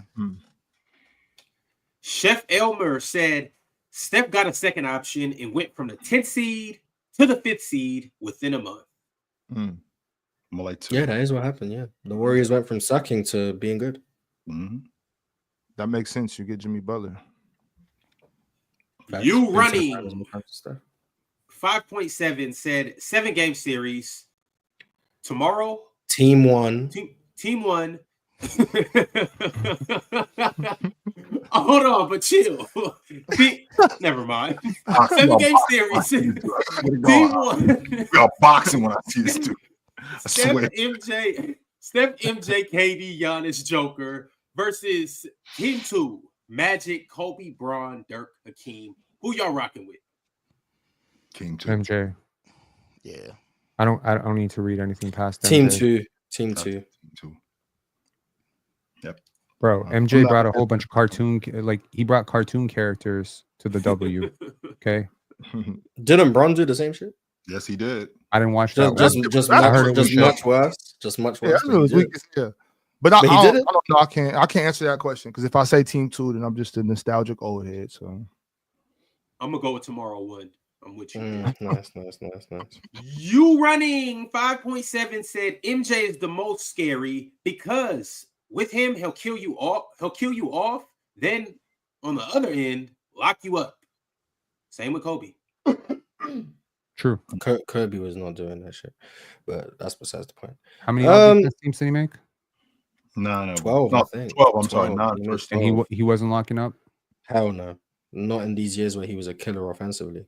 Definitely not. His coach I've watched way too many of those games. Yeah, I've recently watched. I recently rewatched a lot of Kobe. 2002, 2001. Oh, the shot Kobe. Yeah, he was playing defense. 100%. Okay, but that guy was killing offensively too, Mars. That man playing defense. That guy wasn't. Okay, are you telling me 2002 Kobe wasn't killing offensively? Are you kidding me? Not 2002. Not to the level of. Not to the volume. Yeah, because he had another mouth to feed. Okay, if that super chat was talking about 02 Kobe, then he got it. Cool. He wasn't, but if that's cool, he got it. Young Kobe was playing defense. Average Joe said Shaq's fear factor isn't just production. The MFer could hurt you. Facts. You going home sore, bro. Like your jaw could be busted, your chest, you getting elbowed all over, bro. Just for the record, Ron, like just wrestling with him. Get off me, man. You know how terrifying it must be to watch someone just break a backboard and then you have to sub in and guard him the next play. Breaking stanchions, Mars. Like we gotta stop the game for almost an hour because we gotta fix this. Just wrestling with this dude, man. Get off me, yo. 02-03 Kobe averaged 32.1 points for an entire playoff run.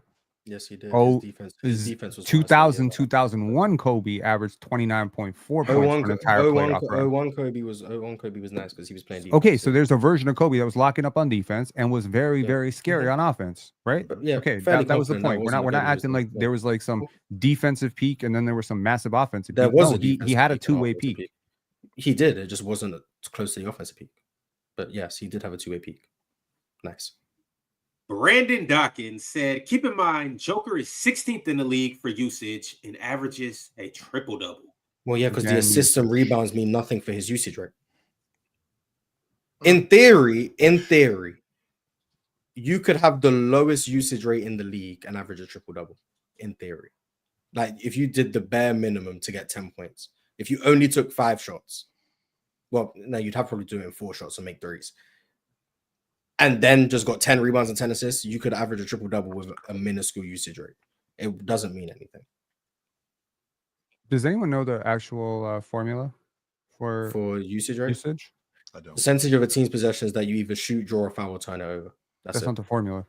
That's what it is. It's literally what it is. So it's There's calculated no formula for it. That's what it is. There is a formula for it. It's the possessions you are on the floor. He just said it. That's the as a percentage that you either shoot the ball, draw a foul, or turn it over. So the formula is possessions played over possessions you shot the ball, drew a foul, or turned it over as a percentage. That's the formula. Average Joe said, would Russ still be in the league if he wasn't taking minimum deals? Not saying he can't play. Of course he can. Just genuinely asking. Yes. Somebody would pay him. Somebody would pay him for sure. Pay him how much? Like 12 million? The days of 25 and 30 million, them days is over. But if Chris Paul is good enough for 11 million, Russ can get something around 8 or 9. Chris Paul wouldn't have done that last night. Is Chris Paul better than Westbrook? Today? Hell no. Hell no. We do not have time for this. We don't. That was just me asking the question. We don't have to debate. Ron said no. Ox went no. Ron said hell no. So Ox gave eyes. I would rather have Chris Paul than Russell Westbrook. That's my answer. MP13 said, I think we are underselling how exhausting it is chasing through 15 off-ball screens and Draymond trying to injure you on half of those illegal screens. The fact that most of them are illegal, I do think, contributes to the pain.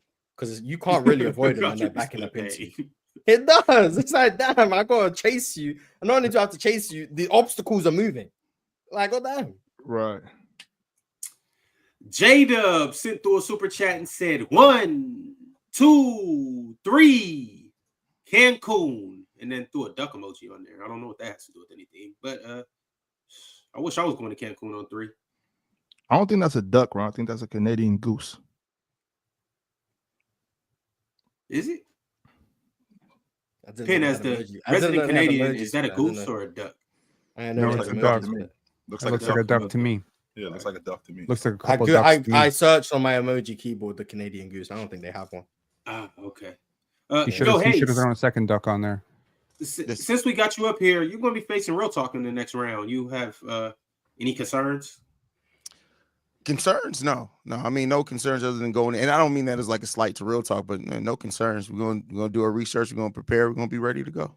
Hey, it's not saying that you wasn't nice or anything like that, or that you're not nice currently, but like you've been one of the more surprising people in this tournament so far. Ain't he go far last time? I went to the semifinals. I only lost to Mars. What did I start by saying? I'm not saying that you're not nice. Well, what's surprising about a semi-finalist from last year making it to the quarterfinals this year? Yeah, it's just the way he been doing. Field of competition is harder this year. The field competition is harder this year. It's kind of been like the tone of his voice. Like he just beat Brax, a wild card. And who did he beat the first round? But Intel. Exactly. It's just been the way he been doing it. It's kind of looking like, hey, maybe. You know what it is? It's last year in the PCL. Nobody knew who the hell I was, right? So I got all those. Who is this guy? Oh, he sucks. All that, and then I lost to Chill on the first one, and then I went on a 4-0 stretch before I ran into Mars.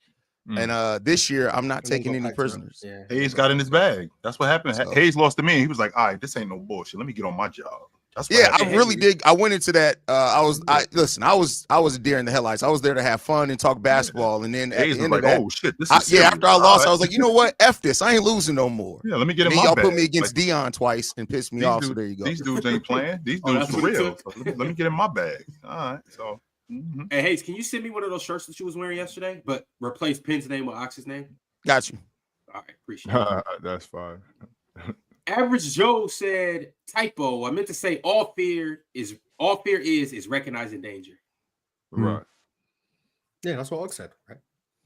Yeah, that's exactly what I said. But he spent money to say I got paid money to say it. That's it. Straw Hat Sales said, Penn, why has Scotty been so bad offensively? It's nearly unwatchable. He's trying a lot of left-handed stuff. He's a right-handed player. We're tanking. There's some implications there. The Raptors just officially got eliminated, so there's that. But he had a really good stretch earlier this year. But yeah, I agree. Like last couple of games, it's been really like hard to just watch him sort of like missing plays right at the rim. But I think the thing with Scotty and Lauri Markkanen this year specifically is two players who've taken a really big step back who were all-stars last year. I think both their teams went up to them at the beginning of this year and said, we're not doing shit this year. We need you to work on other stuff. We need you to do step back threes instead of catch and shoot threes. And, good on both of them for kind of being good soldiers for their team. Organization comes first. Mm-hmm. Mark Kin said, what's the worst playoff series you've ever seen from a defensive liability where they just got hunted relentlessly? Mine is 2020 Finals, Duncan Robinson. Did it have to be Josh Giddey last year, right? the worst playoff series where we just went after this dude and we ain't had nobody to protect him. That's a tough one. JJ Redick's had a couple bad ones when he was on the Clippers. Jeff Teague got hunted by LeBron when he was in Atlanta. That was bad. About Bron is crazy. Oh, in 94. I mean, in 95. They consistently went after Barkley. They consistently went after Barkley. Every trip that they could, Houston went after Barkley. And this is a star player, by the way. Yeah, but he sucked on defense. Hey, but real quick though, y'all, I was wondering something yesterday because it's almost been a full season. Season's almost over. Yep. And the kid got a lot of slack coming into the league. I'm curious to know, does Zach Edey move a little better than y'all expected him to? Way better. I thought he was going to. He moves better than I was expecting him to. I still think there's going to be some playoff series where you just aren't going to be able to play him in the fourth quarter. Merry Christmas. I got to bounce. I'll see y'all tomorrow. All right, Alex. All right. Yeah, he moves about as well as I could have expected him to. Yeah, he's doing about as good as I could have hoped. It's a little better than what I expected. He's been better defensively and worse offensively than I thought he would be. He put in a lot of work this offseason to prepare himself for this season. And if you see him as a freshman and you see him as fourth year, you would see a dramatic change in terms of his just muscle definition. Like he's really in some great shape for someone who's 7'3". Hell yeah. I was high on Zach Edey. I still am. I really like Zach. I'm just happy that he's, a little more mobile than people thought he would be. Devin Laguerre, hope I'm saying your last name right. He said, shout out to John D. Got Dion's loud mic ass up out of here. Theatricatics, don't beat real ball knowledge. Theatrics, don't beat real. He's misspelled it. Theatrics. He added about 17 letters that didn't need to be there. Sound it out. Theatricatics, don't beat real ball knowledge. Shout out the PCL. Shout out Ox and Jordan. Definitely shout out Frenchie. That's my guy. But Penn's about to get him packed up. Shout out to the Hoop Tour podcast, man. The Hoop Tour podcast will be in the semifinals. And then hopefully the finals. And shout out to the Nursesh for advancing and prevailing. If I don't 3-0 Jordan, I don't want it. Like if I beat him 2-1, that's not a victory to me. If I beat Jordan 2-1, then he moves on to the Final Four. MTHJ 301 said on 2K on the all-time Magic team, McGrady is 95, Dwight and Penny have a 94, and Shaq has a 93. The debate is over. They gave Shaq a 93. That's disgusting. That's disgusting. Nasty. But yeah, I think team. I said Dwight is third or fourth to me. in terms of best magics. So Adam West said Karma be kicking Pin's ass. And then he put a bunch of emojis in there. Pin, are you losing a fight to Karma? I'm not losing a fight to Karma. I'm losing a fight to something else. All right, let's go. Hunter said, sucks we lost, but 60-point triple-double? I'm leaving here with something. yeah, a loss. Yeah. Julius Irvin said, Clay's punching the air right now. Did he make the wrong decision leaving Golden State? By the way, don't let Steph win another one. I mean, he couldn't have foreseen Luka getting traded. Like, Exactly. to be fair, I feel bad. I feel bad for Clay in that regard. But yeah, the Warriors win a fifth. That means Draymond and Steph will be the only two, and Kerr, who were there for all five, right? And Iguodala. He's there in spirit. Okay. KB Knows Ball said, Cancun on me, Cancun on 3, chat. Dub hate watch. Penn really do got haters. Okay, that means you're leveling up. That means you're doing something right. Oh, that was good. Yeah, shout out to you, Penn. Can't wait for KB to join the PCL next season. And ironically, last year that whole thing with Lowe was interesting, and my whole beef was talked about me for an entire video, didn't mention my name once. Now I can't go into the guy's chat. Got 1,000 people in there. I'll wait 2 minutes. Hear someone say my name. I guess I got what I wanted. You know, Penn, if I was you, and this is just me, I'd go into that chat and I would choose some select emojis and I'd just drop it in there and leave. But yeah, the ninja emoji would be a good one. Yeah. You know what? Nah. That's not cool.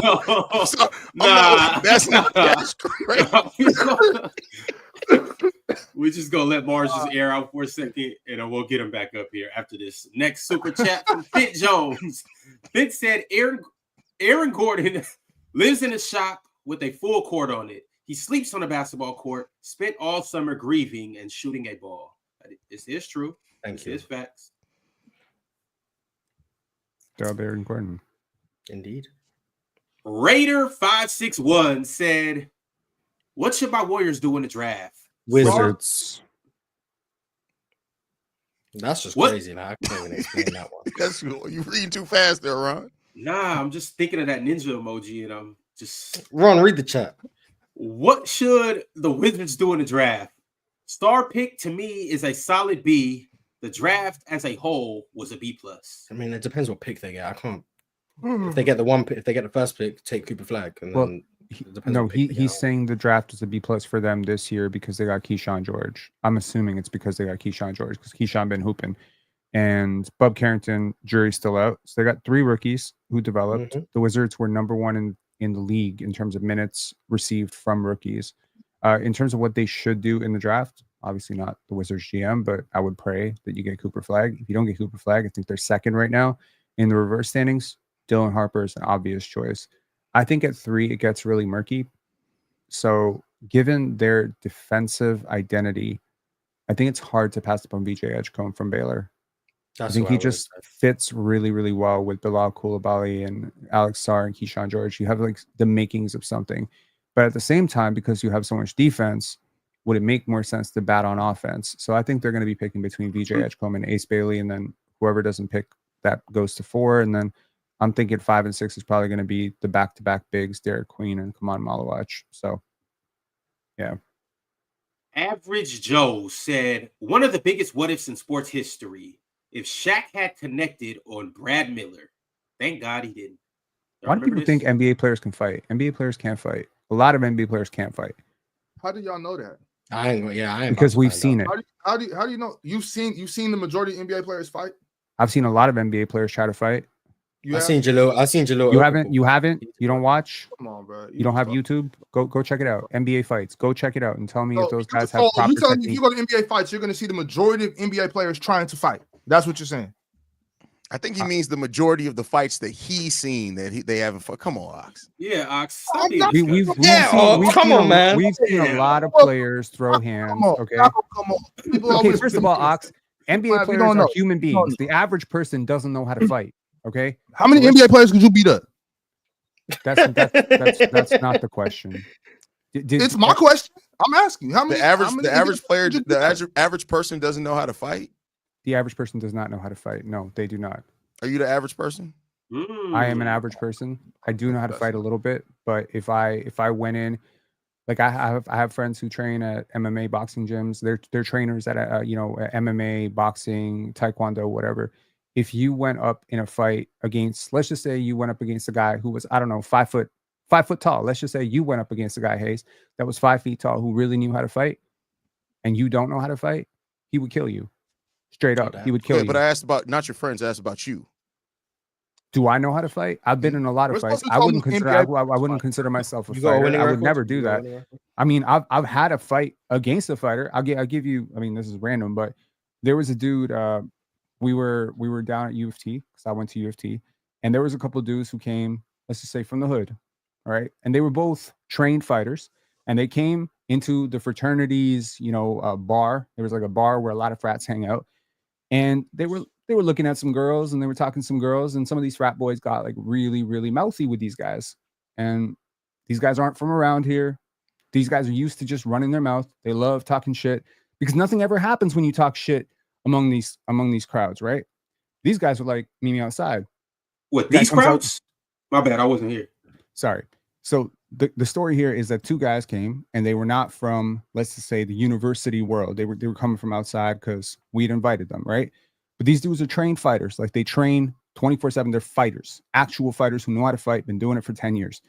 They came into this bar and they were hitting on some girls. And these frat guys, who I guess presumably were with those girls, they got a little upset. So they started talking some shit. This guy said, come meet me outside. The funniest shit I've ever seen in my life, because we all went outside. And how these frat fights usually go back then was 2 guys puff up their chest. Everybody gets in the way. Nobody really throws hands. If somebody does throw hands, they're not connecting with shit. If they do connect, it's soft as hell. This fight went down the funniest way. Guy was like, I'll give you the first punch. After that, bets is off. Frat guys. Wait, like, and the other dude was an NBA player? Not an NBA player. He's moved on from NBA. We're talking about people who know how to fight, Ox. We're talking about people who know how to fight. Okay? This guy threw one punch at this guy, did not connect. It took 13 people and a lot of bloody security guards to stop this guy from what was presumably going to be murder. Okay? So when I say people who actually know how to fight, trust me, NBA players do not know how to fight. And every MMA fighter, every single person who's ever talked about this would tell you they don't know how to fight. By the way, there's a lot of basketball players who do train MMA in the off season, and they find out very quickly that they do not know how to fight. I wasn't insinuating that the average NBA player can beat up the average UFC fighter. That's not what I was saying. what I was saying was that you ain't got LeBron and John Jones. We shouldn't assume that we know who can and who cannot fight just based on the fact that they play basketball. That's all I was saying. Like, all I'm saying is that you just don't know. You have no idea. I said most NBA players can't fight, and you have no idea what you're talking about. You don't know. I gotta get to this last super chat, but basically what Penn is saying is that most basketball players like you, Ox, 6'7", whatever Low called you, doesn't know how to fight. Yeah, I don't know how to fight, bro. I just hope I don't get beat up. That's all. That's all I do. That's usually a good. I just pray I don't get punched, man. That's all I do. All right. KB Noseball said, join PC, and the first thing I heard was, if you take a 3-point line away, Steph ain't that dangerous. Shout out to Mars and Ron, though. Oh, thank you, KB. Yeah, shout out to me. Appreciate you. That's some generational hate in there. The point was simple, right? Like, yeah, it was simple. All right, fellas. Well, we're going to go ahead and wrap things up. Does anybody up here have anything he does know how to fight. James Johnson does know how to fight. And he shit. Whew, I almost took it too far with him. James Johnson? Hell yeah. We was playing that. We was playing in Tacoma. And, that's just how I do, man. I'm getting rowdy. We banging and shit. I'm not gonna back down just because I seen you put your hands on Serge. One day when I come on the panel for a full episode, I'll tell y'all the story when I almost got in a fight with Jimmy Butler. There you go. And hey, it was when the Miami Heat came. It was the game where Pat Bev went off for like 20 points in a quarter, and we beat the Miami Heat. And Jimmy he was like on the sideline because I was sitting courtside, And I was tripping. I called him a bitch, and then we saw each other afterwards. We almost got in a fight, but that's crazy. But Hayes, I'm cooking James at this point right now, right? I'm cooking James. I say something, he kind of look at me. I'll look at Ron. Ron look at me like, well, nigga, you on your own. I'm like, shit. Only reason why I wasn't gonna jump in with you, Ox, is just because you know. You had a dentist. You was gonna let him catch you had a the dentist appointment to get to? Nah, see the thing about it Hey, is, but before the game though, he told me, he said, bro, don't do too much. Can't help myself, man. But all right, y'all. Hayes, it's always a pleasure, and we'll catch you guys at the same time tomorrow. Does anybody have anything to say on the way out? Merry Christmas. Sorry, Jordan. Blaming this on Penn. All right, y'all. Tomorrow.